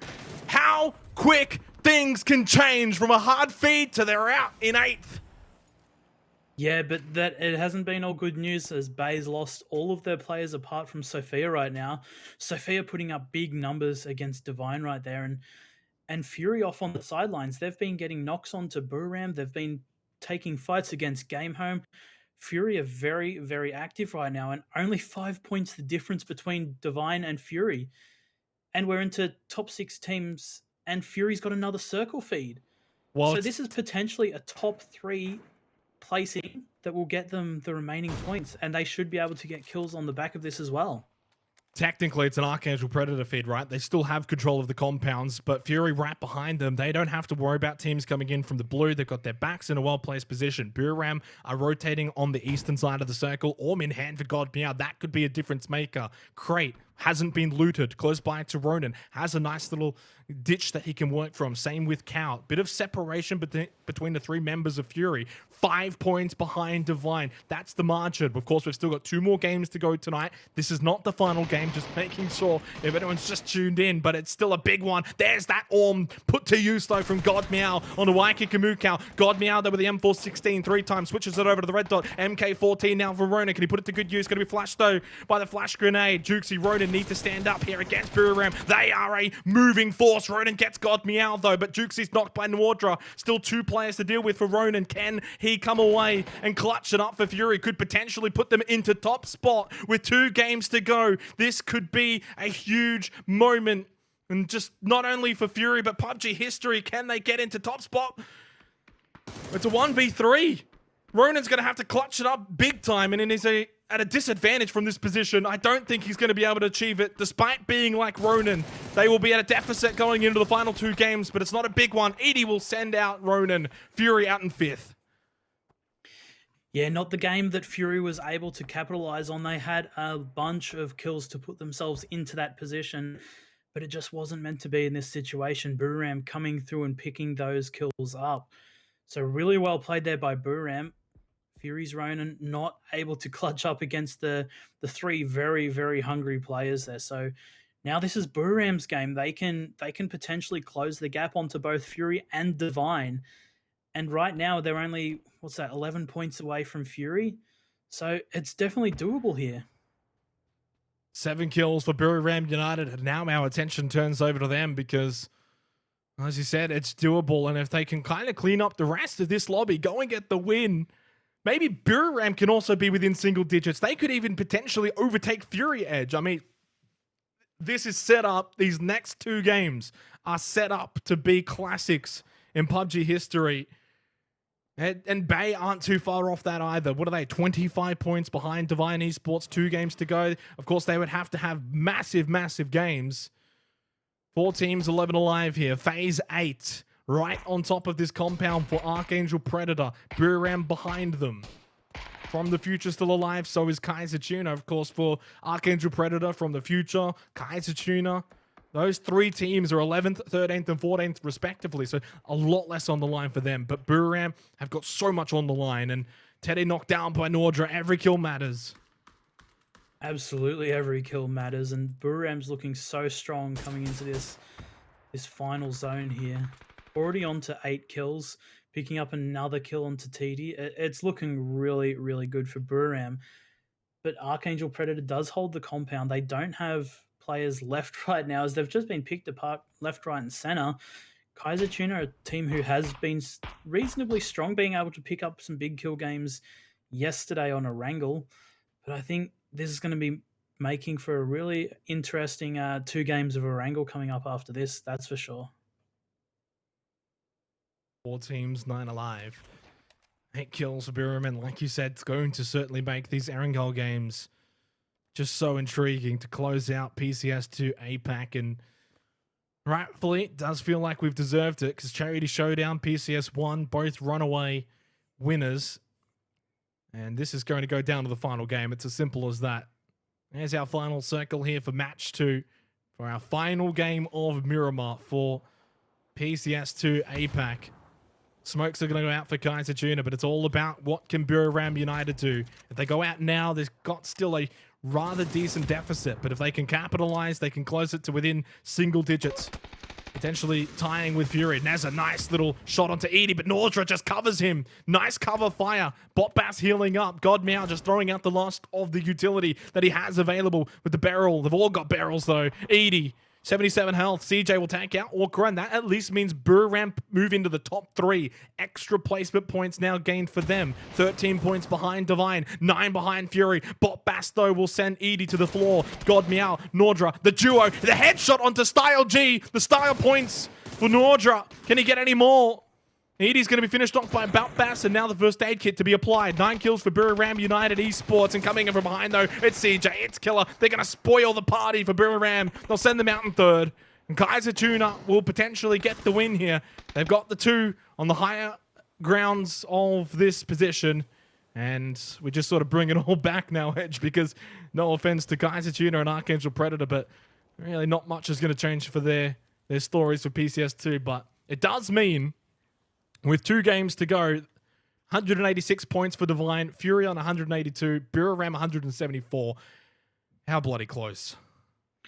Absolutely, but for the likes of Kaiser Tuna, they've put themselves into that 10th position right now, and it is very close between 10th and at least 13th, which is Archangel Predator. So Archangel Predator and Kaiser Tuna, they've put themselves in good spots to keep a top 10 placing, and if Archangel Predator picks up this game as they do, this could potentially put them into that top 10 area as well, or at least in the fighting for it. Winner, chicken dinner. Congratulations to Archangel Predator for taking out that game. Of course, though, the storylines, Edge, the storylines from this one are not with our winner from this game. To be fair, though, Archangel Predator, for the most part, really, you've got to say they got fed a lot that game, but they had a lot going on around them, right? Fury was around them, Buram was around them. They had to still find kills and get out of their compound by the end of it. Still, nonetheless, Archangel Predator, that gets them out of the bottom 2, the bottom 3, and potentially the bottom 4, where they have been stuck for the most part throughout this season of PCS2 APAC. So a big win for Archangel Predator, the team from the Philippines, and well, they haven't been able to sort of back up their performance that they had in the Charity Showdown, obviously, for Archangel Predator. They have finished strongly over the last weekend and now this weekend as well. They've gotten better. Yeah, that's right. And I mean, if you've had a rough tournament and you're coming out now and you're slowly starting to put those games on the board, it's a good sign. It's something that you can carry into the next PCS. PCS3 just is shortly around the corner, so, you know, you don't want to be that team that just, you've had a rough early start, you've had a rough midpoint, and you just give up. You really want to come out and keep on giving it all you can, just so you know that you've got this bit of momentum going into the next PCS. There's our points from this game. Archangel Predator, 18 points gained for their win. Miramar United and Fury, those are the talking points. 14 points gained for Miramar United. Fury picked up 13. And of course, where's Divine? Well, they're on the right side of the bracket. 3 points gained. I mean, that's just not good enough. And they continue to really let this lead that they once had at one point was in the 50-point margins. It's down to 4.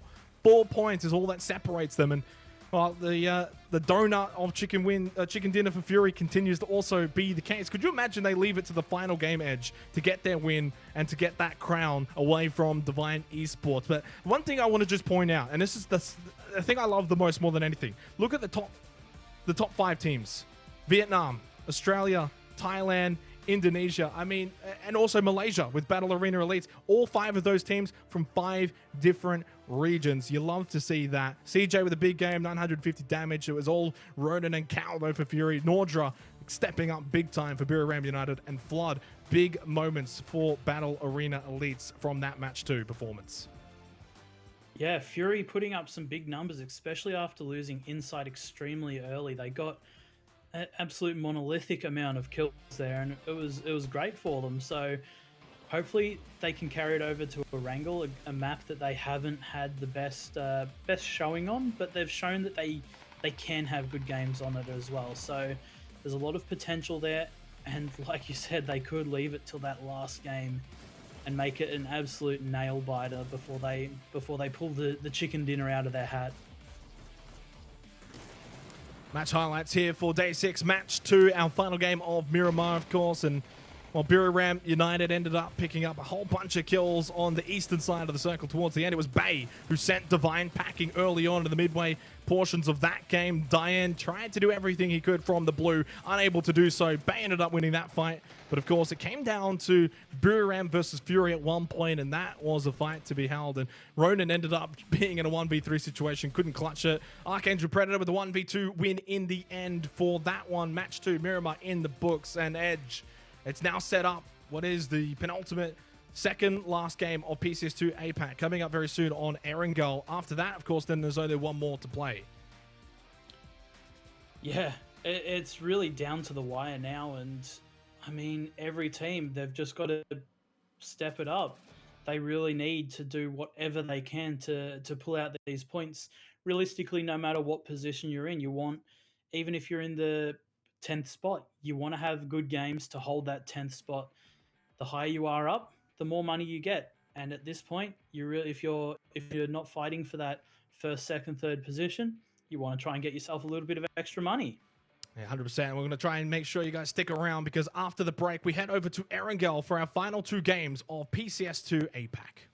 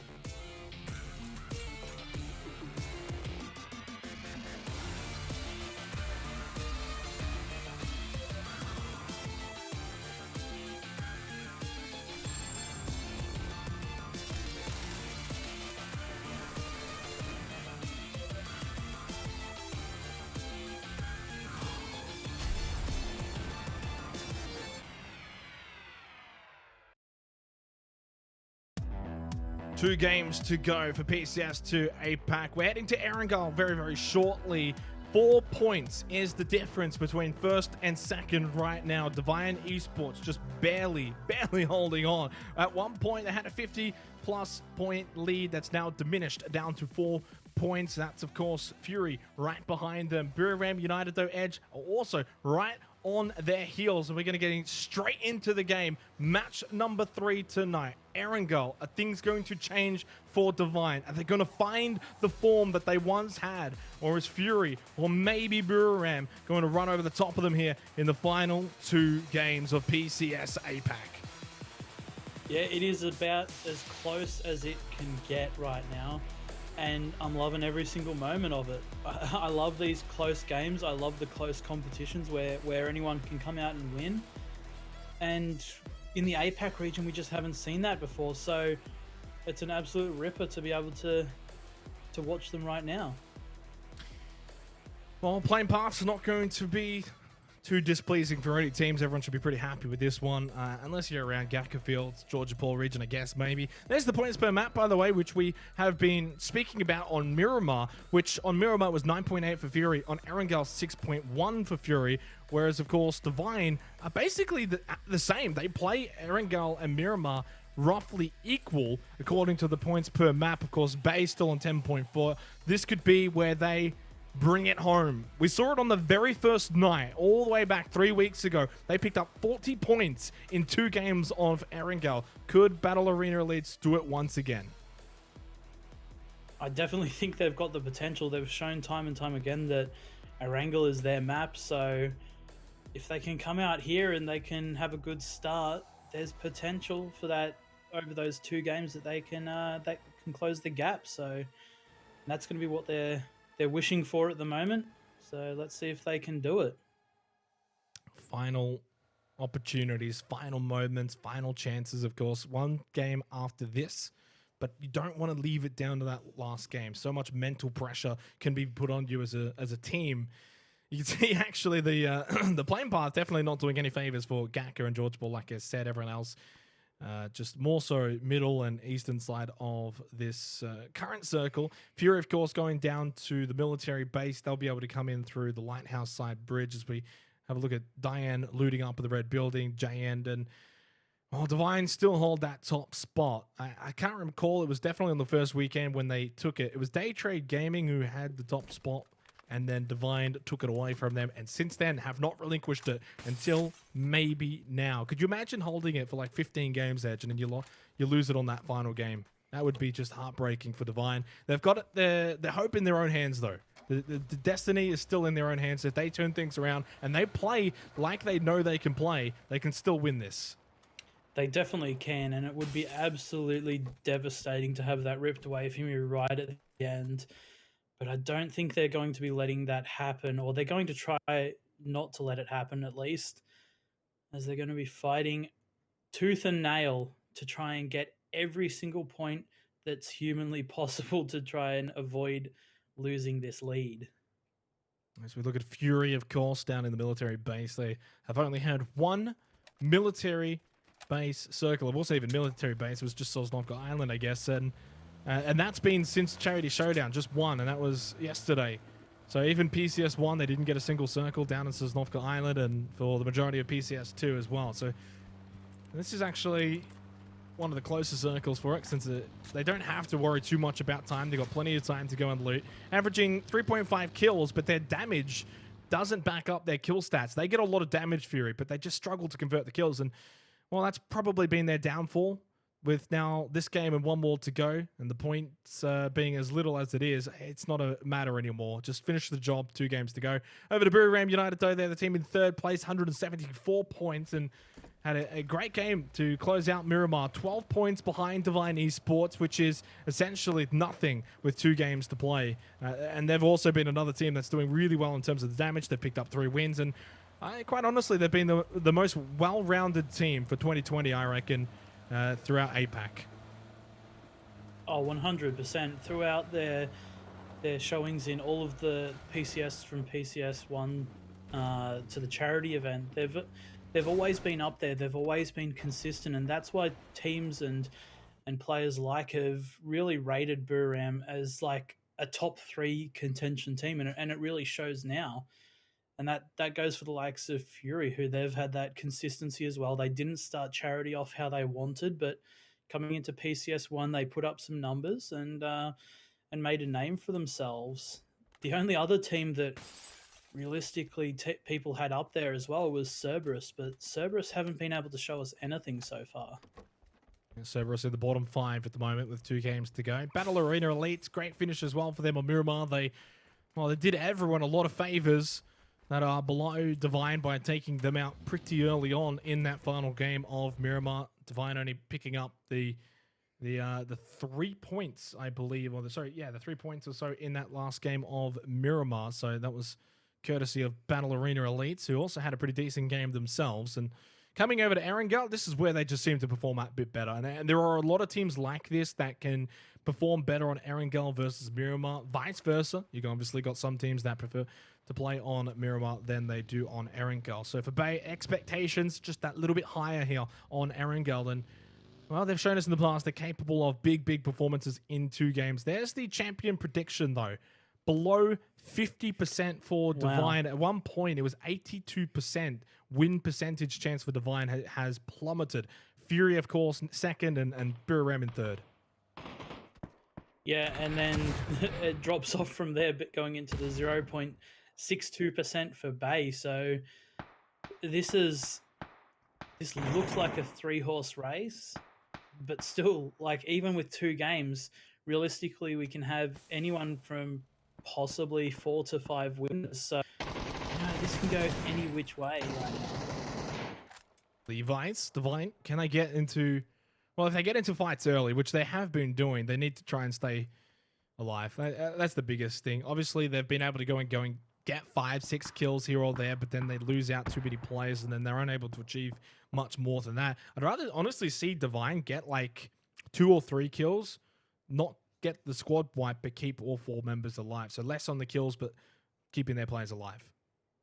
Yeah, that'd be ideal. The goal for every game is to try and keep 4 players alive as long as possible. If you do have to lose 1 or 2 players, you want to be trying to get as much return on that as possible, and potentially, 3-4 kills. So it's definitely possible, but Divine has been that kind of all or nothing team when it comes to the early game. And here we see a little bit of a bridge camp actually coming out from XS onto Fury. So this could spell doom right now for Fury if they lose a couple of players here. Juxi does get taken down. Nocturne takes down Inside as well. So this is a terrible start for Fury. This is definitely not what they needed on their first game of Erangel. And that's the problem with looting Military Island. You've realistically got 2 exits, and the potential for teams to bridge camp is just far too high. This is the biggest threat. And X Stadium don't care. They're in last. They'll bridge camp you. They don't give a damn. Yep. Well, X Stadium doing a fine job for their countrymen in first place for Divine Esports, camping the bridge against Fury. They'll get 2 from that. Waiki Kabuka, Ronan stay alive on Sosnovka Island. X Stadium, job done. As you said, last place, but doesn't matter. You can do whatever you want, and they will be able to punish Fury. They did check it. They definitely took their time on the bridge, but X Stadium were even more paramount on making sure they get that bridge camp, and they executed it pretty well, all things considered. I think we've both seen the amount of times you try and go and get that bridge camp, and just one person maybe gives away their position a little early or shoots too early, and then the team coming over the bridge can back off. But they really allowed Fury to get all the way towards the lighthouse before they started shooting, didn't give up any sort of position. Yeah, they absolutely played that to perfection. They stayed prone behind those cinder blocks and didn't peek for any kind of information. They knew that Fury needed to come across the bridge, and they just waited. It does get risky though when you're XS if a team comes behind you, but this time they were extremely fortunate that didn't actually end up happening. Only 2 deaths of the game so far. Sophia just letting out some wild shots of Battle Arena Elites.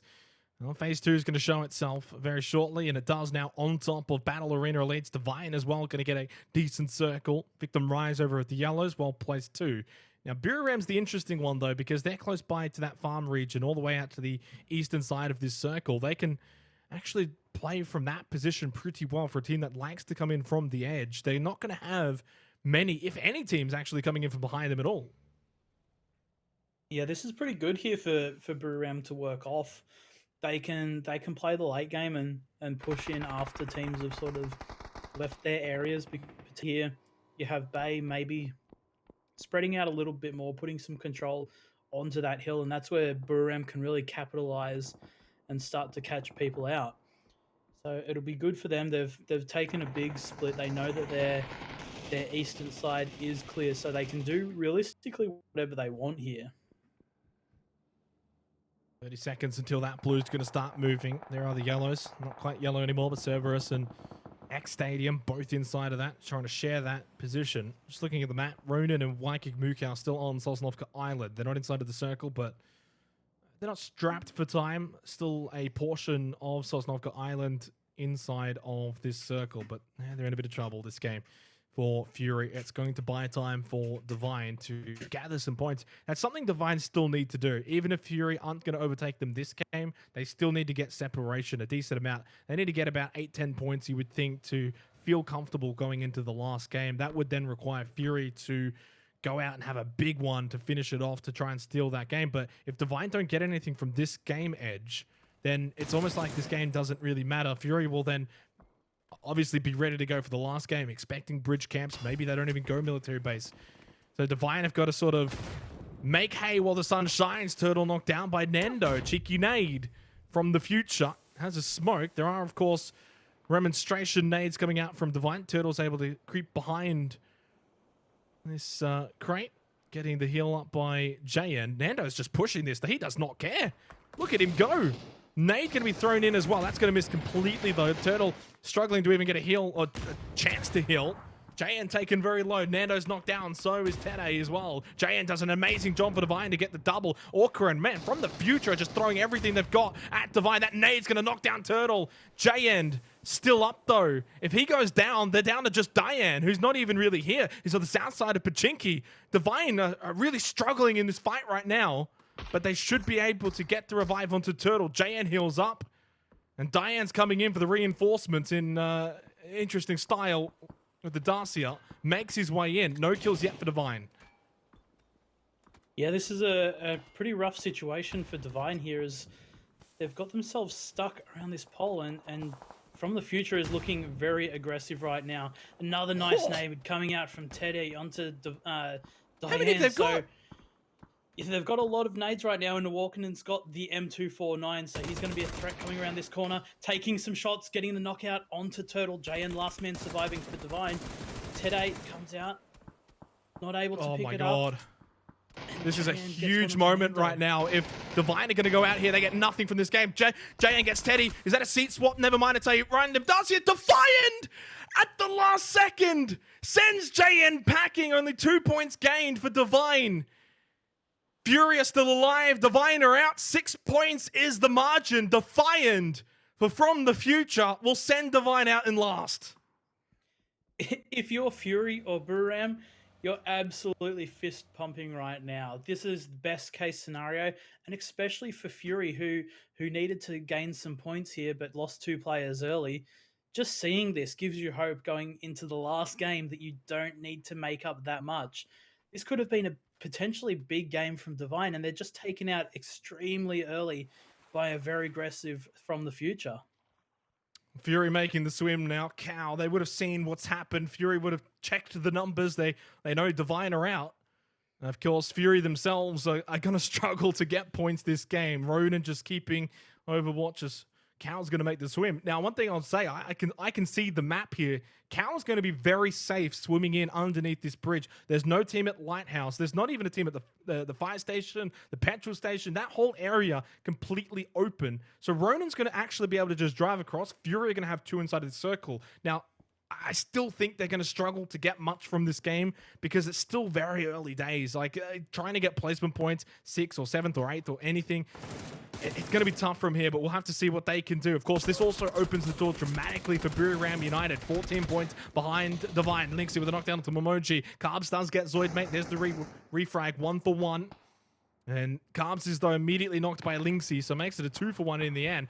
As Division X Gaming just sort of roll on out like Autobots away from the Yellows. Now, are they going to hold out at Cliffs? No, they hold out at the Woods section. CJ knocked down onto Extreme in that fight. Cow's made it over, by the way, no longer swimming. He's now on land. And Ronan's going to drive across the bridge. He'll be safe.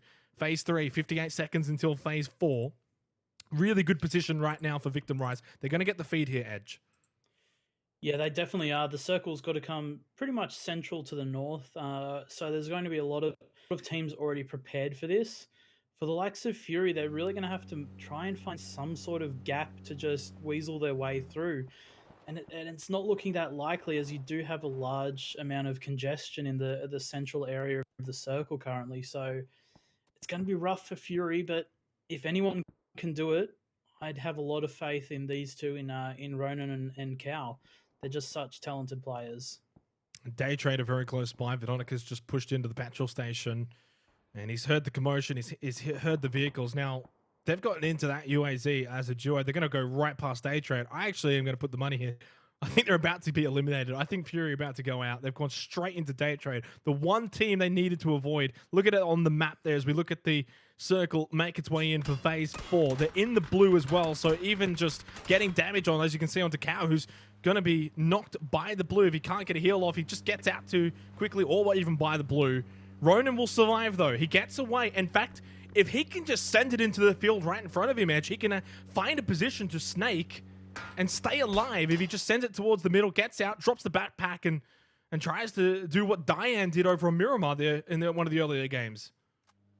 Yeah, he's got himself a nice little dip that he can play in for now, but I'm not sure how long that lasts. And especially with a lot of teams starting to make their way over towards this field, Day Trade knows he's the last player and potentially makes a big play to eliminate Ronan from the game.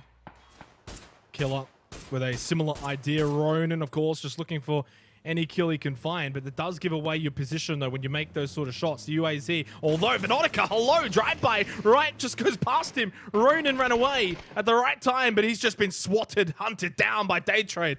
Fury are out. 6 points. That is the margin going into the final game to come. Buriram still alive. They can, of course, not only overtake Fury this game, they could even go into top spot this game. Bay have also sort of gotten a bit of a chance here in this final game to catch up to the top two. But their points are set, Edge. No more. 188, 182. 1 game to go. Fury got nothing this game. Divine got 2 kills. Yeah, and this is definitely a good chance for Buriram to try and close the gap onto both Fury and Divine, as well as Bay. They've put themselves in on this fight against Magic Gaming. If they can clean this up quickly and pick up some kills, they can definitely convert this over. But it does look like Buriram's coming in from behind to third party this fight, so it's going to be rough for Bay here. Even if they pick up the kills onto Magic Gaming, Buriram's just going to be there to swiftly clean them up as soon as the fight's over. Well, if that does happen, big kills potentially coming up for Buriram United if they can get involved and clean up. Sophia, that first aid kit not going to get off in time. Does go down to the blue. Nordra from behind. No kills yet for Buriram United Esports, but like you said, can really clean up here. Battle Arena Elites just trying to divert from this situation, but they've got Magic Esports on one side, Buriram United on the other side. Gobniao with that initial knockdown onto Flood, and it just feels like Bay are lambs to the slaughter from both sides, but Nefahor done a great job to push up. Oh, Nefahor, Jesus is back on the third day at the final hour when Bay need him. He has returned and now turns his attention to Buriram United. 3 of the 4 kills for Bay. Locus is up behind the tree, and how things can change quickly. Now Buriram United still need to push through Nefahor, but a quick headshot from Nordra sits him down. And Loki's behind the tree, not long for this world. The Molotov just pushing him off the tree with the smoke. Canaxi pushes up, applies some bandages. 2 kills for Buriram, and it should be 3 very shortly. Yeah, and that's exactly what I was saying, that Buriram were going to capitalize as soon as that fight was closed over between Bay and Magic. They just came in while everyone was weak and just picked off all the stragglers. Now it's all left up to Loki's. And there's realistically not a hope in the world of him getting into this next circle. Maybe he potentially picks up a knockout here, but I don't know how likely it is. He will actually get 1 knockout, 2 knockouts. Not able to flush anything out. Oh, he actually does he get a flush there? Does he get a flush onto Nordra? He does. No, Canaxi's still alive. Edie's going to bleed out, though, but Canaxi stays up. Only the 2 kills for Buriram, but Bay have done the job. They've been able to wipe out most of Buriram. They will stay in. They will stay alive as 2.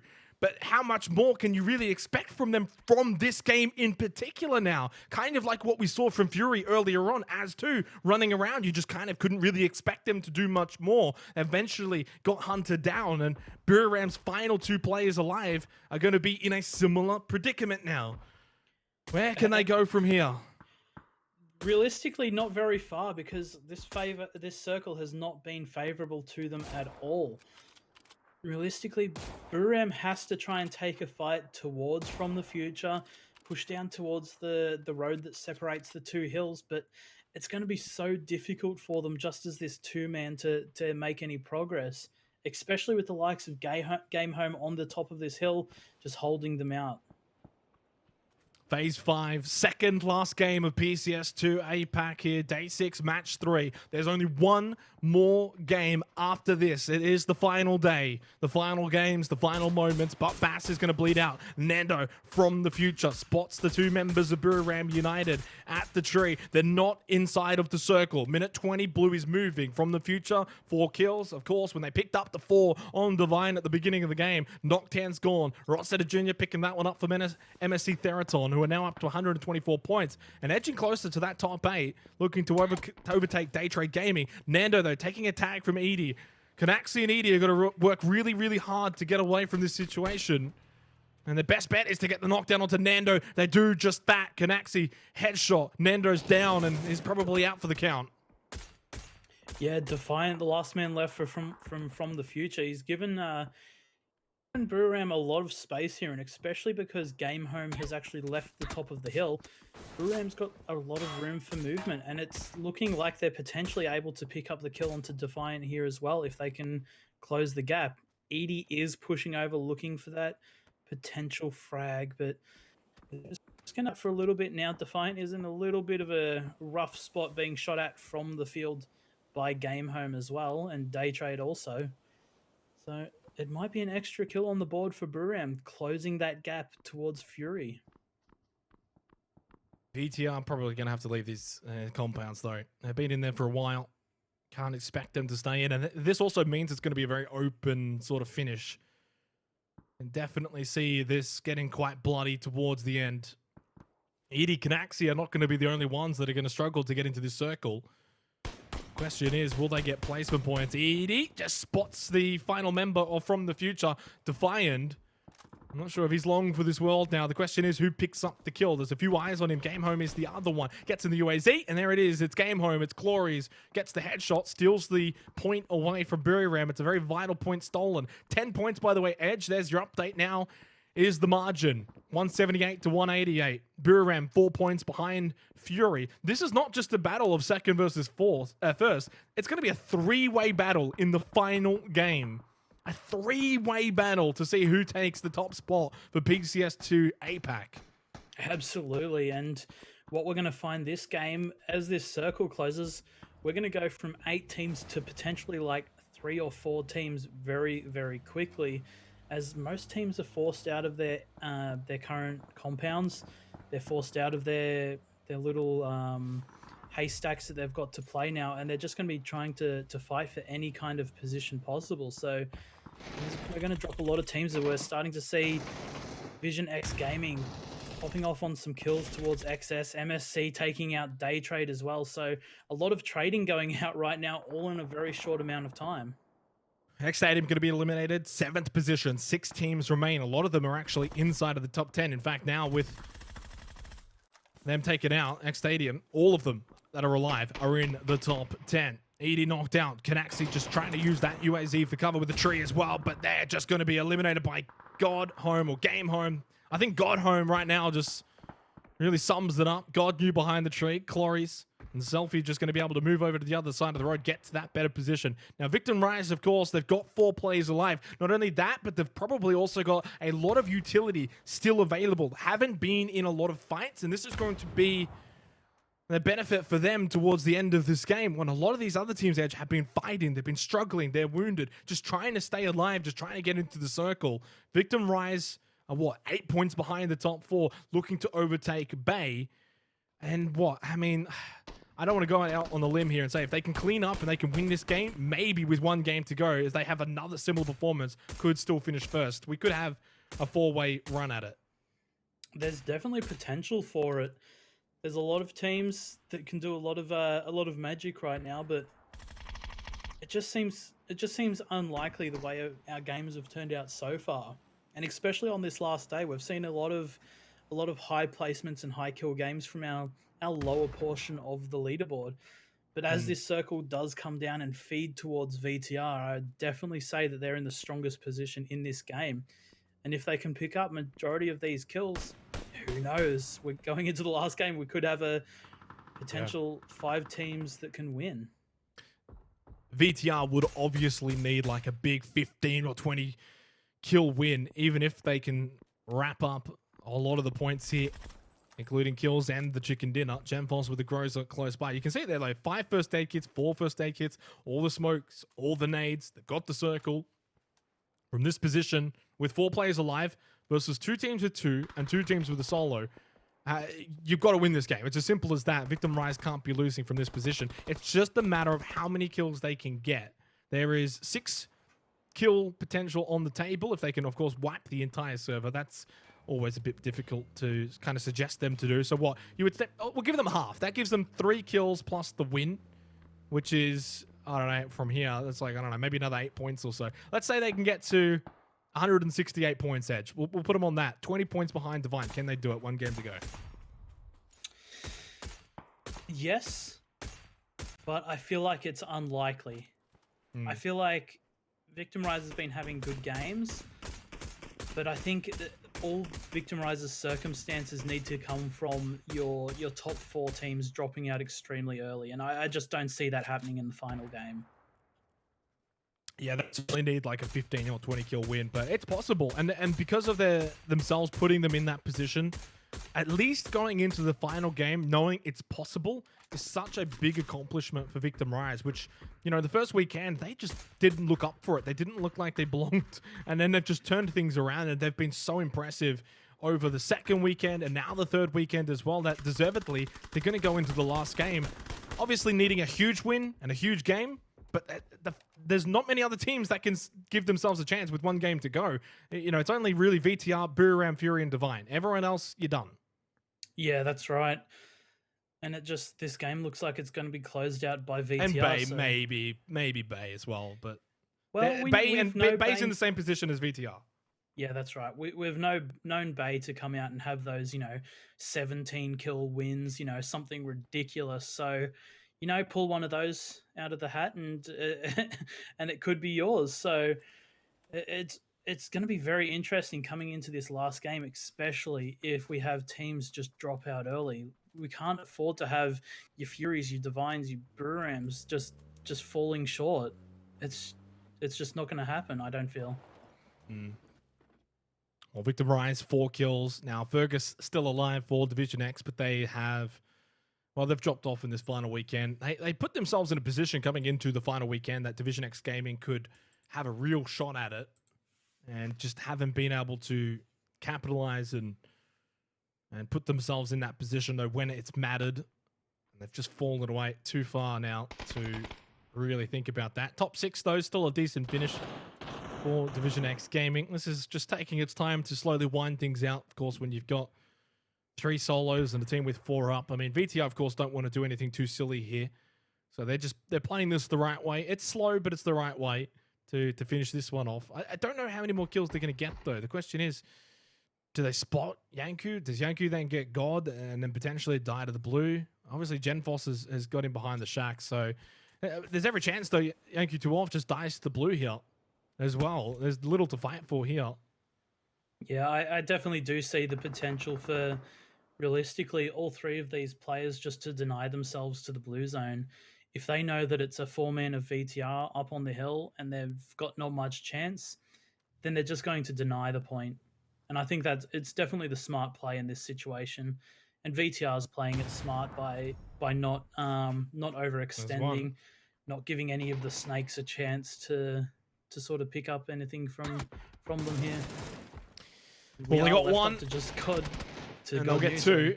Hello? It's 1v2. Okay. Ooh.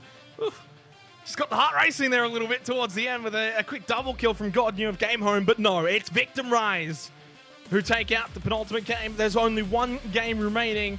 Victim Rise, though, with that win, Edge have put themselves in a position going into the last game where if they can have a huge game, if they can have a monster finish in the final game, they do still give themselves a chance, potentially, for that crown. If not, then of course second, third, or still very much a viable option. They've got the most work to do though of the top 5, but that's what it feels like going into the final game, that there's 5 teams that can all realistically win it. 3 have got, of course, the most majority of the chances.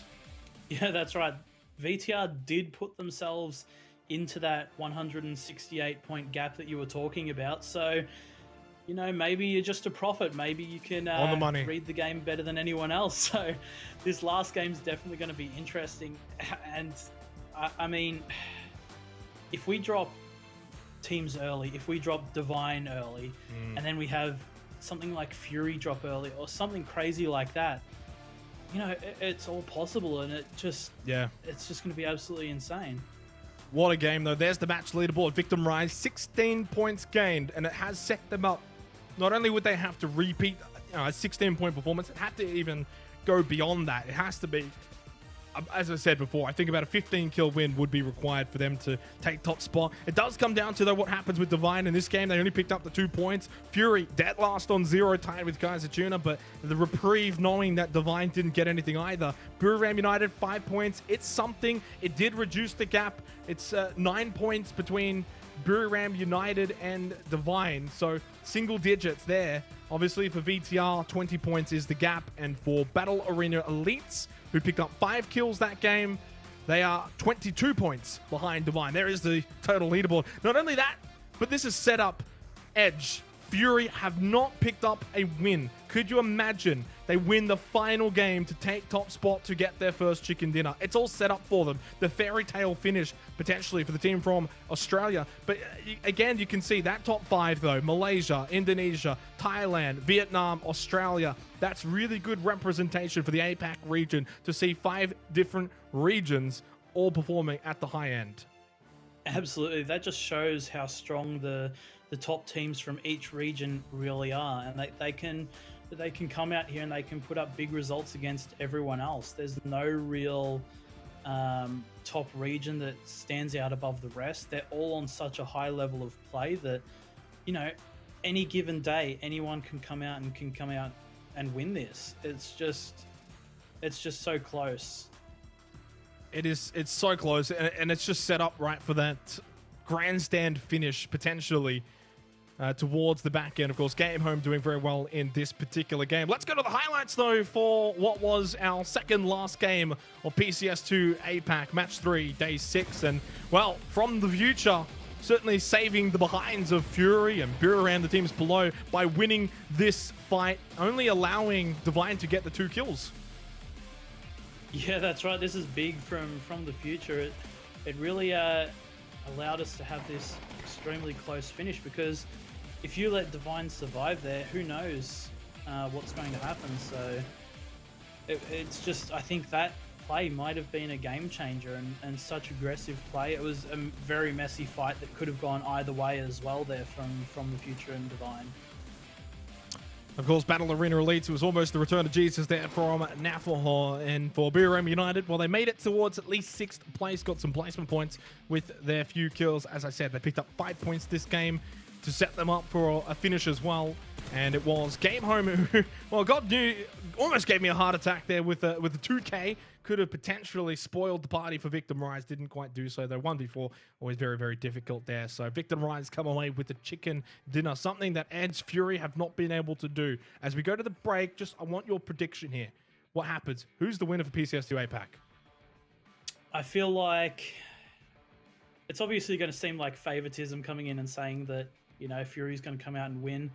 I don't think Fury's going to get the win. I think Divine's going to have a rough game again. And I think Fury or Burem's potentially going to pick up enough kills to just scrape over Divine, maybe 1 or 2 points in it. Potentially. I mean, if you want my prediction right now, I do feel like Divine might just hold on. It feels like to me that they can have a couple of games in a row where they do struggle, but then they just get that one where everything clicks for them. There's a big opportunity for them here, Edge, as well, that if Divine do continue to slip up, though, then that's it, right? Like, this is it. This is the final chance. But if they show us what Divine is made of, then they will please all the hundreds of thousands of fans who obviously chose them for the pick'ems. Yeah, they're definitely going to need to, that's for sure. All right, we're going to go to the break. When we come back, we will be getting into the final game of PCS2 APAC. You do not want to miss it.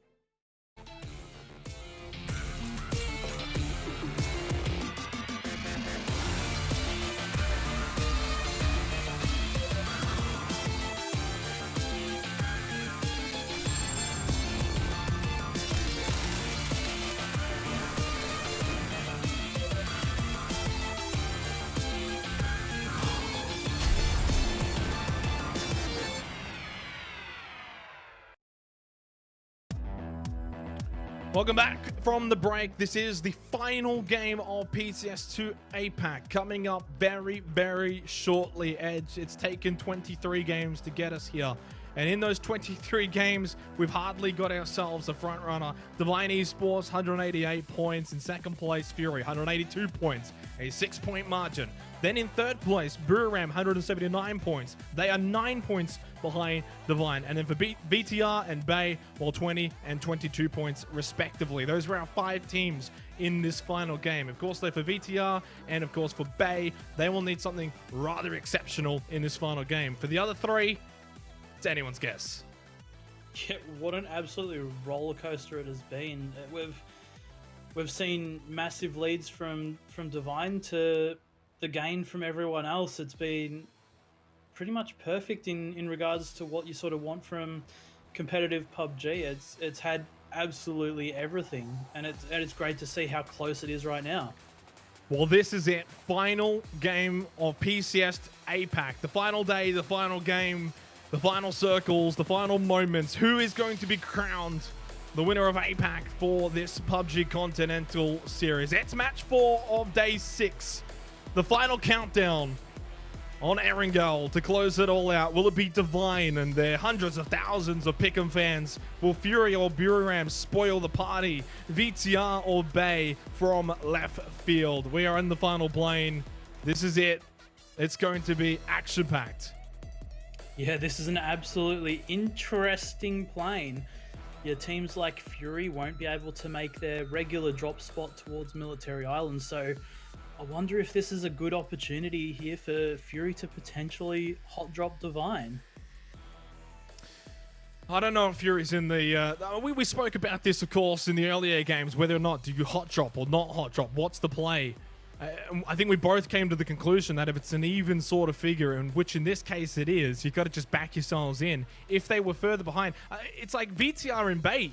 Do they hot drop? Do they go down and try and take on Divine? Those are the questions. I think for Fury and for Buram, you've got to trust yourselves. You've got to back yourselves in and see if you can win it on your own terms. But look at this. Bay, Divine, Fury, Buram. Are they all just hot dropping each other? What's going on right now? This looks like a Bay, Divine hot drop, potentially. Not confirmed yet. Of course, teams can still float away from each other. Levi's going to go straight down, but feels like the game has already started. Yeah, this is a definite interesting start to our final game. This is a Monka S time, by the way. This is just... Definitely. This could go any which way, and Fury and Buram very close by as well, so we could have an interesting start with a lot of our leading teams sort of coming in and fighting each other very early off the bat. Oh my days, Neville, what are you doing? Of course, there's no guns right now, only vehicles. Bay have just completely hot dropped them. Turtles knocked down by Flood. It's only Levi's trying to run away with a machete, but Flood's got the S8, whatever the numbers are. 2 are gone for Divine in the first 30 seconds. Sophia gets knocked down by Nev as well. What's going with the on? machete. The player from Divine got in the car. He's got away. They've bolstered up. They've completely bolstered up. Divine have got 3. Levi's gets away. What has he done? I've never seen anything like that in my life of casting PUBG. Levi's escapes the inescapable. That's a very interesting way to start the game, and we were saying it was looking like it was going to be okay. We've got more as Fury's oh my God. Juxi in the car chasing down Canaxi in the buggy. So there's 2 in the car as well. So Juxi can just focus on shooting. Has Buram got guns? They don't have guns. They He's going to try and line him up here with the Uzi. Juxi gets Canaxi. That's 1 on the board. He's going to hunt down Edie. Oh my days, but he's walking into the territory of Buram United. Nordra's around there as well at the tree. He doesn't have a gun either. Everyone's just hot dropping everyone. This is bizarre. I've never seen anything like it. Nordra's got an AK though. It's the AK versus the Uzi. Misses the jump. Needs to start and get a knockdown. This could go disastrously wrong for Fury. Juxi with a drive-by will just take 1, confirm that. And just at the very least means that Buram have only got 3. Get out for your lives. Stay up with 4 because right now out of the top 3 teams, Divine, Fury, and Buram, it's only Fury with 4 still up. Nordra, that's ambitious, surely. Even you've got to admit that one. What a start. A crazy 3.5 minutes. Well, really, let's be real. The last minute and a half, that is just by God, I've never seen anything like that. I was expecting something crazy, Edge, but nothing like this. Even I'm taken back. Yeah, this is probably one of the most interesting starts to a game of PUBG I have ever seen. The only other thing I can think of is the Na'Vi in the South Pachinki fields with I believe it was a shotgun or an SLR or something like that, driving around in circles, but absolutely menacing start here for our last game. It just shows what the rest of the game's going to have in tow. This is what PUBG is all about, though, when it gets down to the nitty-gritty and you've got yourself a close tournament and you are, you know, in this situation, a legitimate battle royale, 3 to 5 teams all vying for just that one game to be crowned winners. This is what PUBG can produce. Of course, it comes down to the players, whether or not they go for these sort of plays, but you've got to just say credit to pretty much all of them involved. Bay, Fury, Biram, Divine, all taking big chances in the final game. No one shying away from that, especially the likes of Bay and Fury taking it right up to them. There is our kill proportions, and the statistics are nice, but for this final game, it's all about the eye test now. The stats don't matter. You can be first in kills or fourth in kills as long as you win this final game. You may just win PCS2 APAC. Things just calm down. It's like this boiling pot is just back on simmering rather than the lid being blown. But don't get it twisted. This game is not over. We're only 5 minutes in. It's just going to get better and better from here. Yeah, by no means is this game over right now. We do see Fury's Waikiki very close to God Meow, and I'm guessing God Meow knows that Waikiki is close, so he's playing this very cautiously. You don't want to lose any more players early. And just off our start, we've gone into this little bit of a lull right now, and it's just... You just got to sort of catch your breath. It's not even a lull. It's just sort of the normal standard PUBG now has returned, which is the looting phase. These guys weren't looting. This is the beginning, by the way. Flood getting that initial knockdown. I have no idea how Levi's gets out alive and of that situation earlier on. It's just like an Assassin's Creed character or something jumping out of a building and riding away on a horse under the sunset from Levi's. And Divine have got 3 up rather than 2, and that's just so critical for the team that's in first position. Having 3, I know it seems weird, Edge, but the difference between 3 and 2 is so dramatic. It definitely is, and it can change the entire tempo of a game, especially when it's so close like it is now. If you play too passively, if you play too aggressively, you're lacking a member. You know, everything can change at the turn of a hat, and missing you one player just... It shakes up your entire play style. We haven't really spoken too much about the circle, which is a bit more favored on the eastern side around Farm Milta region. So this is, of course, where a lot of the action has been taking place. So the good news for these teams, Edge, is that while they did this hot drop bonanza, they can actually stay in these areas and loot up. They don't have to really go anywhere else, especially, you know, Fury around that lumber mill area, Biram on the edge of Milta, Bayer just looting up Milta as a whole, Astra over at Farm, and Divine over at Shelter. So these teams can all loot up. Jukesy coming from that prison section now, as you can see on your minimap. 1 minute 40 seconds remaining, but yes, they can now loot up. You can see he's got some utility, etc. Yeah, it didn't really change too much for them, as we see the nice replay getting the That's flush such with a the big Uzi. drive-by, though. That is a baller play, and especially with the player hunting you with the AK, it's just such a do you reckon he's shirtless, Jukesy, right now? He has to be, surely. 100%. He'd be sweating bullets right now. He can't be wearing a shirt. Carbs taking some shots at something else from game home of Archangel Predator. Not only have they jumped out of the bottom 2, but they're up into 12th now, and they can potentially even get to 10th. This has been a huge turnaround for Archangel Predator from the Philippines this weekend in particular, and a little bit of last weekend too. Signs of the charity showdown Archangel Predator that we saw earlier on in the year, but Divine wounded and down to 3. They haven't really had great locations to loot either, whereas Biram have had the outskirts of Milta, Fury with, you know, that prison, mansion, lumber mill area they've been able to loot up. Nikus with a knockdown onto Yoshim and Buri. And you just wonder, though, have Bay... I mean, you just wonder, this could be the story that you talk about for months, maybe even years to come. What if Bay gets Levi's? If Divine capitalize here now with 3 players up, that's going to be the talking point. If they get Levi's and they only got 2, that changes the game. And obviously you can't sort of die wondering. The game's still alive right now and there's still a story to be told. Bay will be wondering how he got out though. Yeah, that's right. I think if Bay had have picked up Levi's there, that could have put Divine into that that sort of playing for rank mode that they've been playing once they start to lose, you know, a couple of players. So that could have changed the entire tempo. It was just lucky enough that, you know, the circle had come and favored sort of Divine's area, so they didn't have to really keep rotating too much or make plays to get any sort of position. So pretty lucky for Divine and extremely lucky that Levi's actually got out with his life. Full credit, though, of course, to Levi's for being able to get out from that situation. Circle moves up north for phase 2. Didn't have to. Just north of Shelter now for Divine Esports. Decent position for them. Fury coming in from behind, and then Buram United still just north of Milter. Of course, Buram have lost 1, Divine have lost 1, Bay with 4, VTR with 4, and Fury with 4. Astra going to try and clean out Basil here inside of the Wizzy Town. Zoid's going to be knocked down by Hisaki. And he should be able to get revived depending on if they've got the sight lines. But look at this, creeping up towards the compound of Divine. Insight, Ronin on top of Shelter. They shouldn't have the information that is Divine over there. They won't be able to know that, and they may not even know there's a team in there fully confirmed until we see Divine shooting. Bay on the move as well.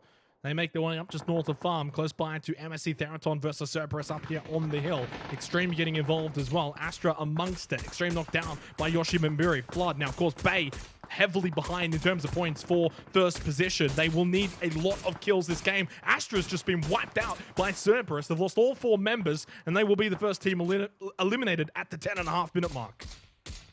Yeah, really rough tournament all in all for Astra here. They haven't had the run that maybe they would have liked or even expected, so I'm not sure what's going to happen with them now, but they really need to sort of take a step back and maybe think about what they need to do to keep putting some results on the board.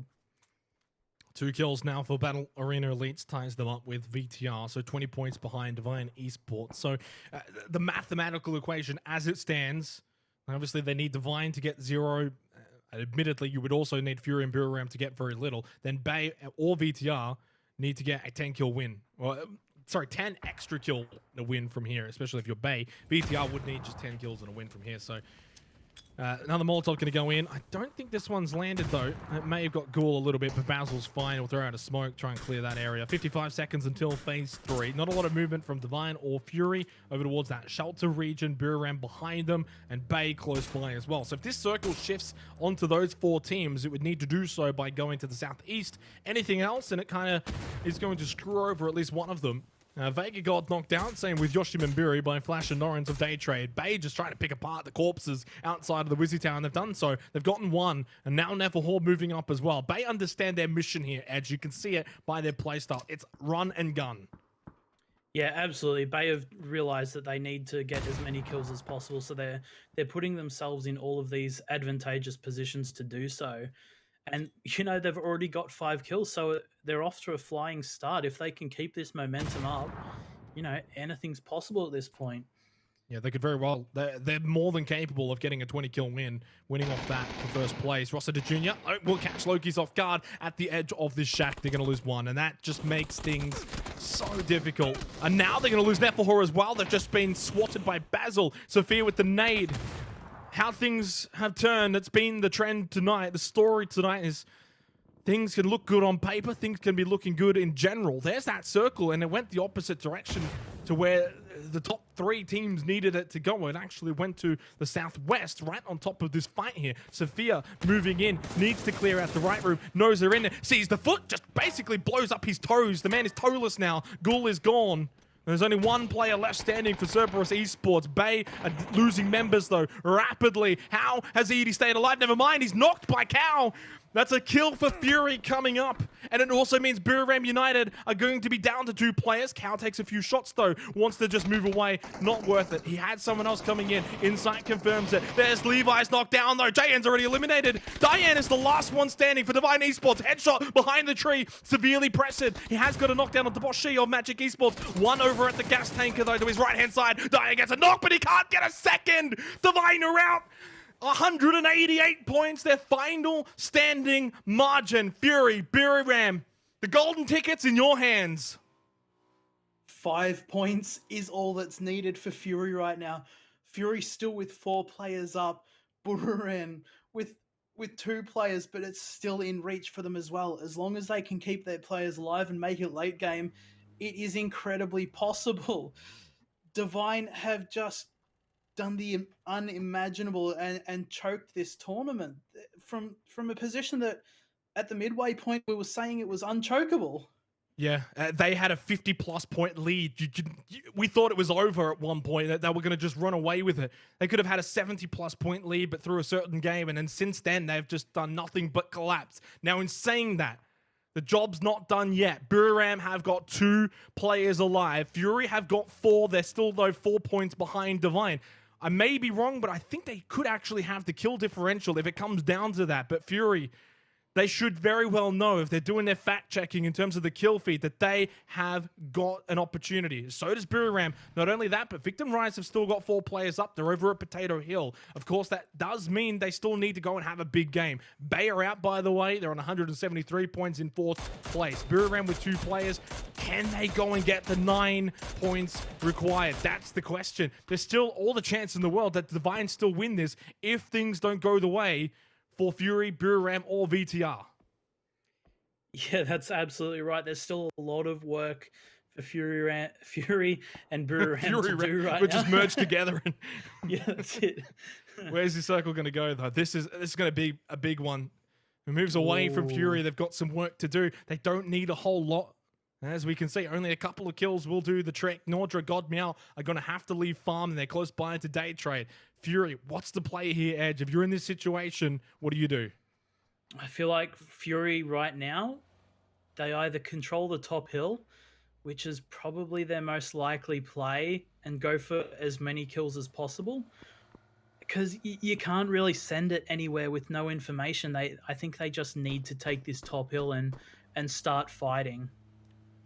Fury's on the move. Is this do or die time? Cal's going to send it out. He'll scout forward, see if he takes any shots. No one's going to shoot at him just yet. There is a Wizzy Tower right in front of him. God Meow goes for the seat swap. No, never mind, changes his mind. There's the rest of Fury from behind. Rossiter Jr. on the move as well for MSC Theraton. God Meow taken down to 64 health. Of course, one of the duos with Miramar United gets inside of the shack. Ronan with a bit of damage onto him. Still inside of the Dacia. He's got the information. Cal's low, but he gets inside of the Wizzy Tower. Flash. Oh, knocked down though. Cal's gone down to Nordra. Miramar United. Nordra's knocked down. That's from Flash of Day Trade. It's casualties galore, but this is exactly what Divine wants right now. Ronan almost flipping the Dacia like it's a bike, but they get inside. Cal knocked, Ronan knocked. Insight Jukesy still up. They're 3 points away from Divine, but they're so far away from placement points. They need kills. And if they can get these revives, though, maybe play from the Wizzy Tower. They are inside of the circle. Day Trade could push on them, though. And if they do so, very easy to throw a nade or a Molotov in there and really spoil the party. It would be heartbreaking for Fury, but it would be well played from Day Trade, knowing that there's 2 knocked. This is the prime time to push on them. There it is. Poochills, Beryl, Molotov. One hops out. Ronan's low. Can't get a heal off in time. Is he sitting in the window? No, he's sitting on one of the shacks or something. Day Trade have only got the 3 players. This is so aggressive. Insight knocked. Insight's not flushed, though, because the Beryl's low. Needs to get reloaded. Fury, are they on the verge of just missing out on top spot by 3 points? It would be devastating. Poochills takes out Insight, gets Ronan. I think there's only one standing up. It's White Kicker Mukau that's alive for Fury. It's do or die time. Knockdown, Poochills. It's Jukesy who's up. They've got 2. I'm wrong with my assumption that it was only Cow. They've got 2 standing. It's Jukesy and White Kicker Mukau. Jukesy over at Farm, Cow inside of the Wizzy Tower, and Hope is still alive. Yeah, my heart cannot handle this action right now. This is so close. What is it? Only 2 points in it? 2 kills. 3 points in it. 2 kills away. Of course, Buriram are down to 1 player, 9 points behind Divine. You'd think it's over for Buriram's sake. Obviously, for Divine, it's over for them in terms of being able to get anything extra, but they're just praying right now that Fury go out. VTR have still got 4 players up, and they do control a lot of the western portion of this circle, but Edge, I doubt whether or not they're going to be able to get the kills required, plus the win. It could happen, but they need to get a move on and start finding kills. They're in 5th place right now, 4 points behind Bay for Victim Rise of Indonesia. Of course, Buriram, 1 player. It's God Meow. I don't think he's going to be able to overtake Divine, and I actually don't even think he's going to be able to overtake Fury. But can Fury, with 2 players up, find 2 kills? That's what they need. Jukes is still over towards Farm, inside of the circle, just keeping watch. But if he gets knocked, he's out. Cow gets knocked, he's out. It's as simple as that. That's a placement point. They're on a placement point. They're 1 point behind Divine. 1 point, but the circle moves away from Cow and Jukesy. God Meow is still in, but he's spotted from X Stadium. Flash still alive for Day Trade as well. Out to the far east. You can see it on your map, how those 3 players are not inside of the circle. How can Fury get in?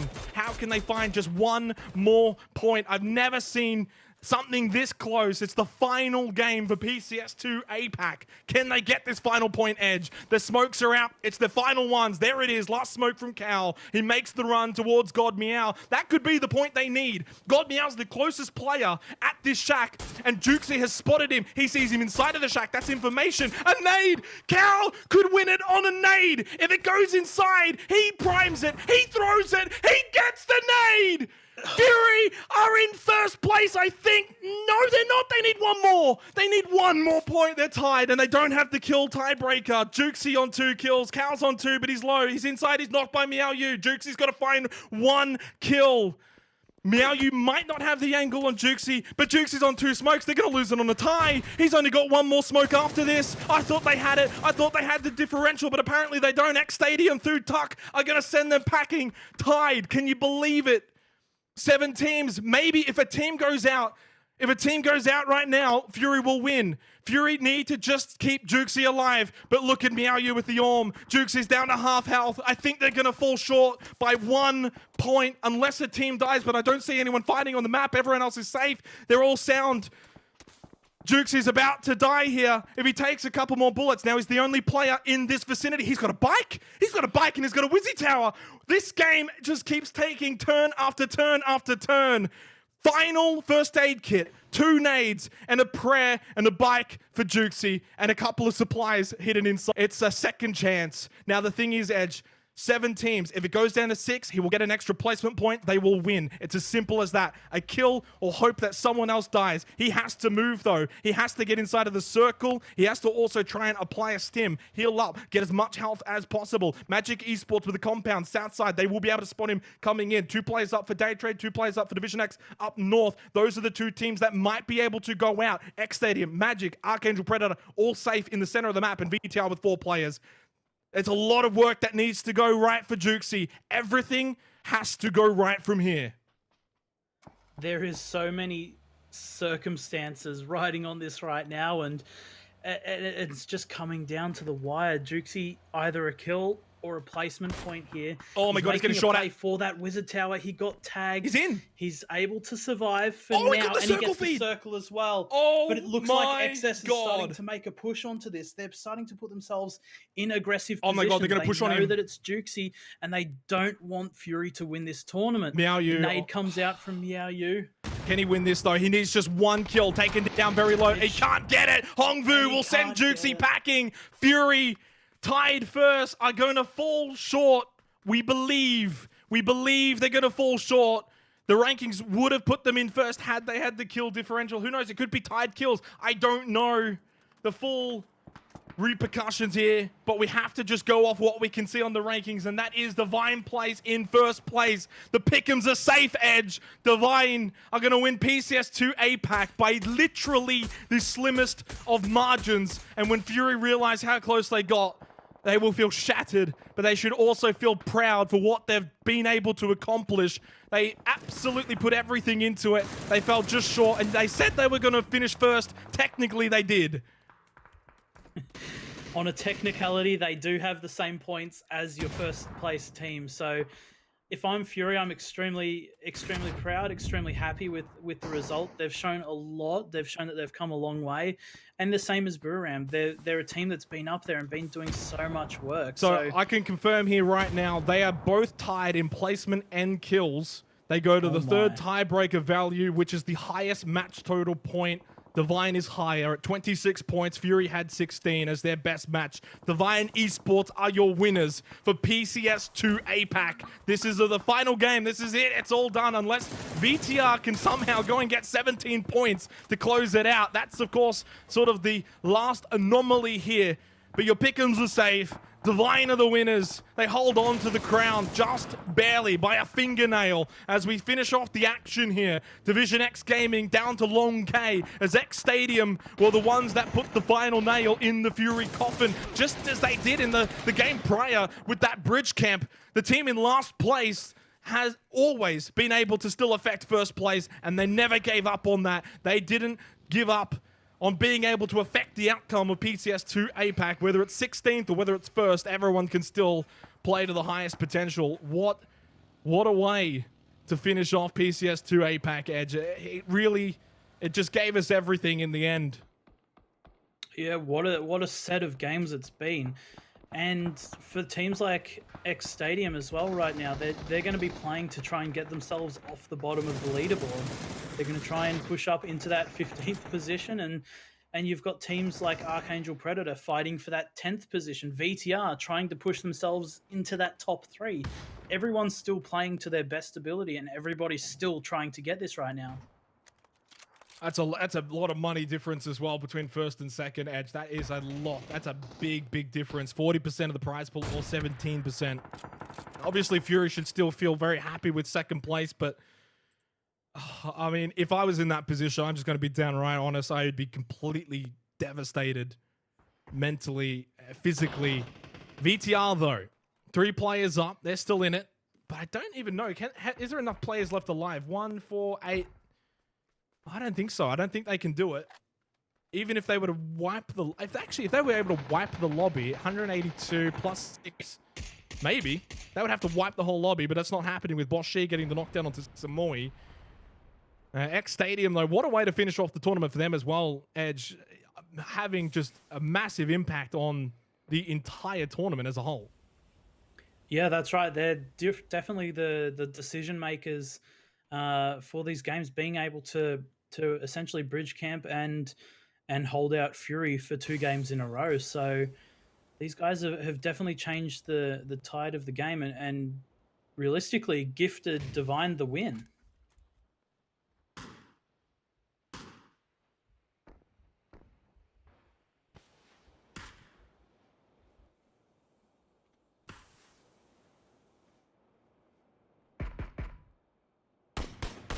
Well, it's all come down to probably a bit of a slow finish here because of the amount of buildings that are actually still in here for Phase 7.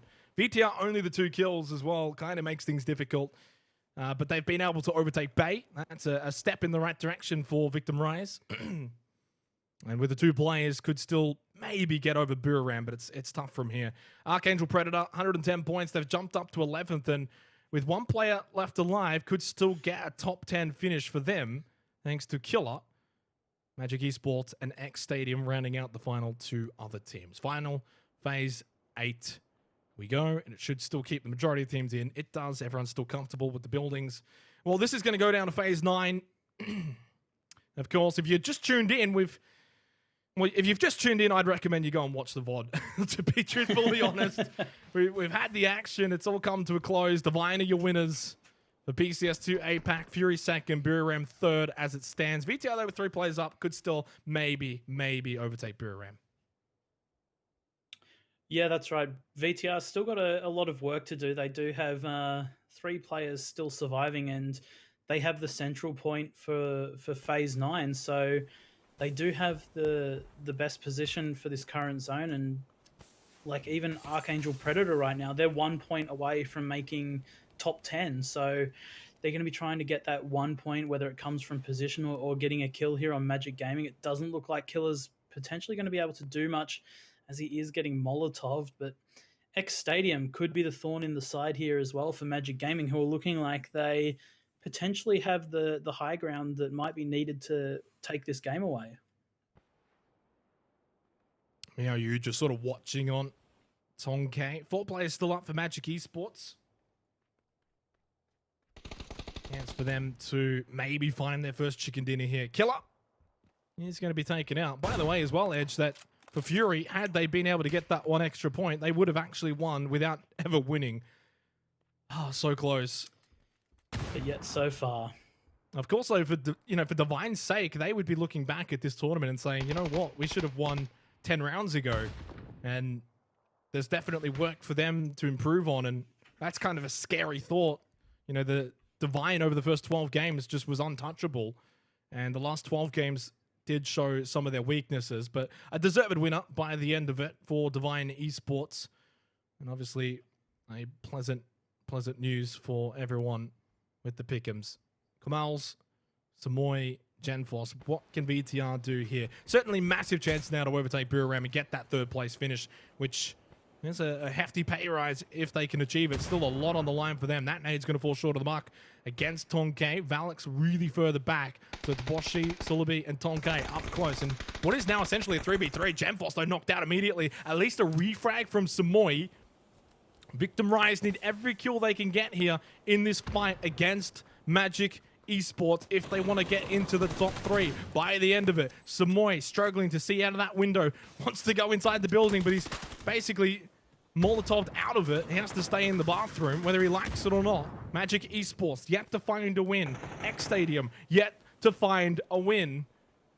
This could be a chance for those 2 teams in the bottom 3 to find a chicken dinner at the closing stages of PCS2 APAC. Jaken on the side, just sat down though by Boshi. Quick headshot for Magic Esports for a second one just on the cards from Hongvu. No, he does get Boshi. Tongkei almost got him.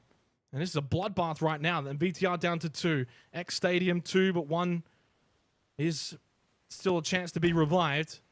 Flash grenade just going to land onto Miao on top of the roof. Hasn't been spotted yet and could really just play spoil here from above. Tongkei was never going to be able to see him from there. Another kill for X Stadium. Salabi, of course, now they got the information against Miao. VTR, can they find a way into that 3rd place finish? Samoy, Kamal still alive. Yeah, VTR are just biding their time right now, staying alive, trying to get that extra position, get those extra 2 points, eventually pick up the win to push them into that 3rd place. So, well played by them. There's 2 players left for X Stadium. 1 has been knocked out right now. Still 2 on VTR and 2 for Magic Gaming. I see this as being a definite zone for VTR, as they do have the central point inside their building, and you're going to have teams pushing in, and we're down to a 1v1v2, so VTR technically has a big advantage. They got the numbers, as you said, and a big advantage, and if they can actually win this game, they will get 3rd place. Kamals, he's going to be knocked down. Samoy still alive, though, just sitting inside of the smoke as it starts to dissipate. Magic Esports out in 3rd. Samoy just going to try and hold on and hope that the other member of Magic Esports is going to bail out. Miao Yu, though, gets down to the last second. First aid kit. Will it go off in time? No, it won't. X Stadium are going to find a chicken dinner on the final game.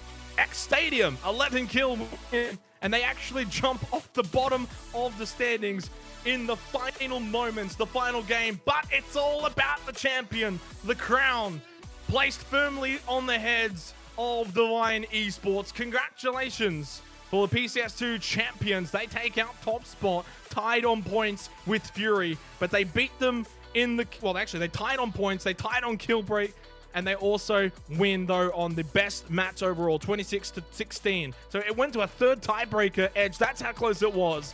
But still, Divine, you go back to the first 12 games, and you would have said deserved winners. You watch only the last 12 games, and you would say, how did they win it? But they had done a lot of the damage in the first 12 games. And the thing is, at the end of the day, about PUBG, we play 24 games. We don't just play 1, you play 24. Obviously, Divine did a lot of their work early on, and they are deserved winners, so congratulations to them. Yeah, and not having a win may have come back to bite Fury in the backside, because Divine had that 26 points, so that's a win and 16 kills. If Fury potentially had a win as well, that can put them up a lot closer. But the highest placing they ever had was a second place. So, all in all, it could have bit them in the back. 100%. But what about this season? What about this climatic finish? I mean, seriously, best region to watch for PCS by far. And if you only tuned in tonight, really, a lot of PCS2 APAC is very much similar most nights. You definitely want to be tuning in for PCS3. Of course, for Divine Edge, though, are they going to be able to break this curse that has been holding on to the winners for PCS APAC? Charity Showdown, Division X, they didn't make PCS1. PCS1, Q confirmed, they didn't make PCS2. Divine, winners for PCS2. Will they make PCS3? There is our match leaderboard. X Stadium, 21 points. They get off the bottom of the standings with that performance. And not only did they win this game, they also tore out the hearts of all the fans of Fury by sending out Jukesy and pushing him at the end. The total leaderboard, though, to all but confirm it. Look at how close that was. Both of them, 72 placement points. Both of them, 116 kill points. 188 apiece. 5 chicken dinners to 0. But ultimately, it came down to the best individual game, which was 26 points for Divine. And Fury, which I guess considering they never actually won a game Edge, not too hard to believe, but only 16 points was the most amount of points they got in the match.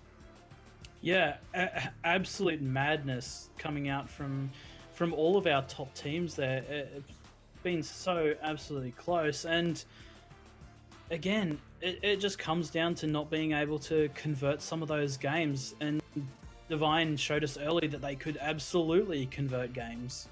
100%. Look, we've spoken about it at length, really. The last 5 to 6 games has all been about Divine, Fury, Buram, to an extent, Bay and VTR, this top 5. And I'm just so glad with how this season finished because, Charity Showdown, PCS1, we had those runaway winners. And this was really deserving for what is an amazing region to watch. Very underrated. A lot of people talk about Asia and Europe, but APAC has a lot of talent. It's got a lot of great fans as well, and it's got some really top-tier teams. A team like Divine has shown that they are world-class. Now, unfortunately, we're not Vietnamese, so we can't speak to Divine and congratulate them in person, but we can speak to a couple of members of Team Fury. Of course, basically tied first, but fellas, tied first isn't actually first, it's second. What can I say? That was obviously heartbreaking, but I just want to say firstly, congratulations, because you certainly made everyone proud with your efforts. Thanks so much. I don't know what to say. Like, I'm emotionless. It's heartbreaking, man. Like, knowing that, like, I could have called Jukesy just to sit on the edge prone and DXG would have died, and that would have been the extra placement point we needed.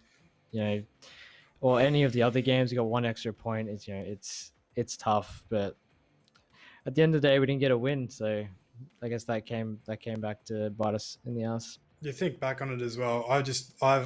Every little kill that I didn't flush has just come back to mind. So many kills that are right there that I could have flushed, but I've just prioed, like, staying alive, and I easily could have got the flush. Like, so many little mistakes that literally cost us the win. Yeah. Yeah, well, that's right. Like, you guys had so much more damage than majority of the teams.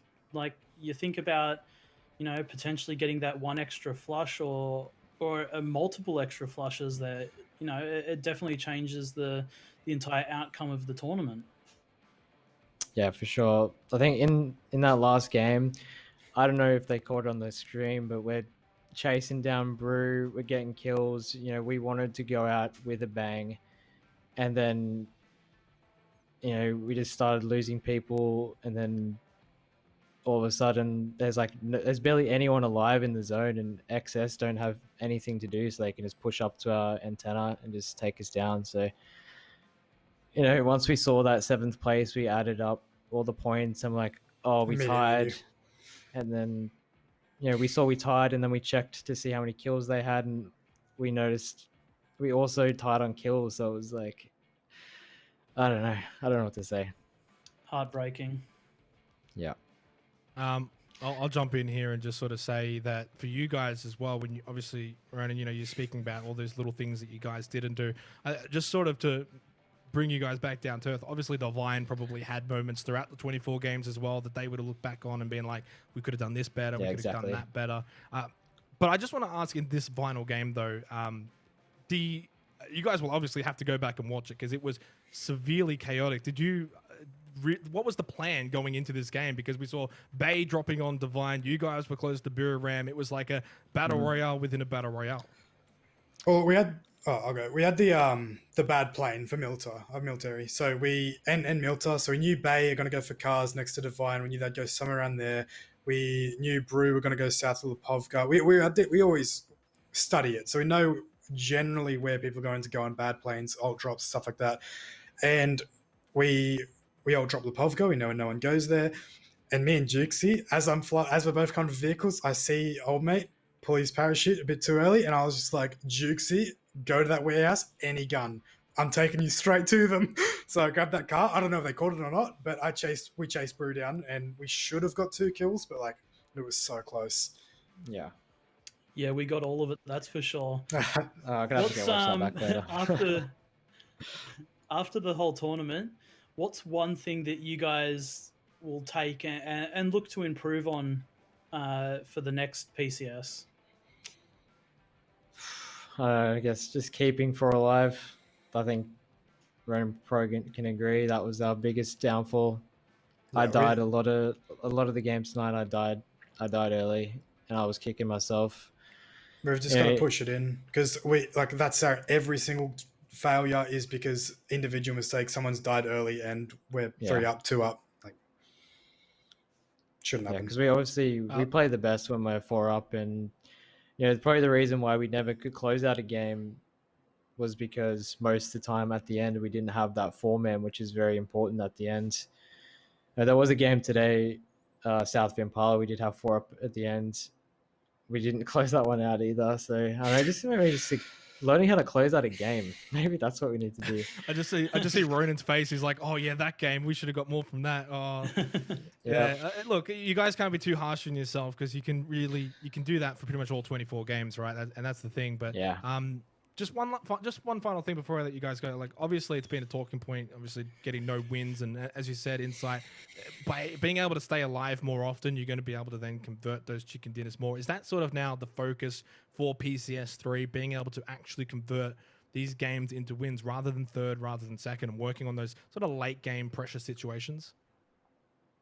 I think it's a bit hard because I think a lot of the times where we lost someone is just due to like a silly individual mistake. So maybe we just need to play more as a team. I don't know. It's really hard to say. I think, honestly, I think the way we played, our rotations, our team fights when we actually took a team fight were pretty solid, and it was usually just a random little error here and there. So we need to look into how to improve that. Obviously, what do you think, Renan?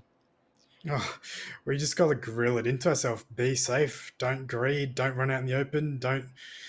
Phase 4, you're not going to get away with just walking across the field to try and kill someone. You're going to get shot in the back. It's generally how people die, is we just make a mistake for something that is not necessary whatsoever. Yeah. I think if we didn't have that issue, I think we're going to pull a QC and we're going to absolutely stomp the lobby. I think that will be the goal for PCS3.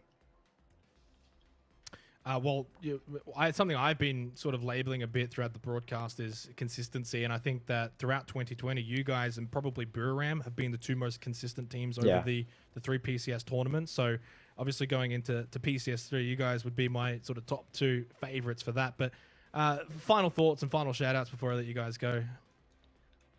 You go first, right? I haven't thought about that. Final thoughts? Should have won. Should have won. That's the goal. Should have won. Yeah. I'm a bit salty because when you play at a national event, you think maybe sometimes a region wants to help out their own region. Like we got bridge camp by XS, but I do respect Divine. Obviously, they played a really good tournament, so big props to Divine for obviously winning, and we have a lot of respect for Brew as well. we're very, like, every time we go up against them, we know it's going to be a hard fight. And obviously, a shout out to Fury, our org, and we've been getting so much support from everyone back in OS. So shout out to them. Thanks, guys.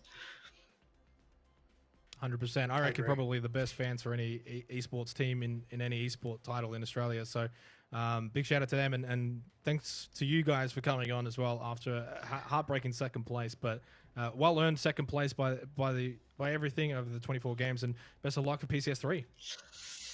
Thanks so much, guys. Cheers, guys. Well, obviously, tough, raw moments from the two of them after what was essentially tied for first, but ultimately second. Divine Esports, our winners for PCS2 APAC as well. Edge, not only that, but of course PCS3, a lot of the information for that surrounding it, especially for those in Australia, can go to play.eslgaming.com for more information about the PCS3 qualifiers to come for that. But final closing thoughts from yourself, Edge, for what was a barnstorming finish for PCS2 APAC. I mean, probably the best APAC tournament I've seen to date. They're always extremely interesting, and obviously I'm going to keep tuning in and watching more. So I think this PCS has been an absolute ripper, and I can't wait for the next one.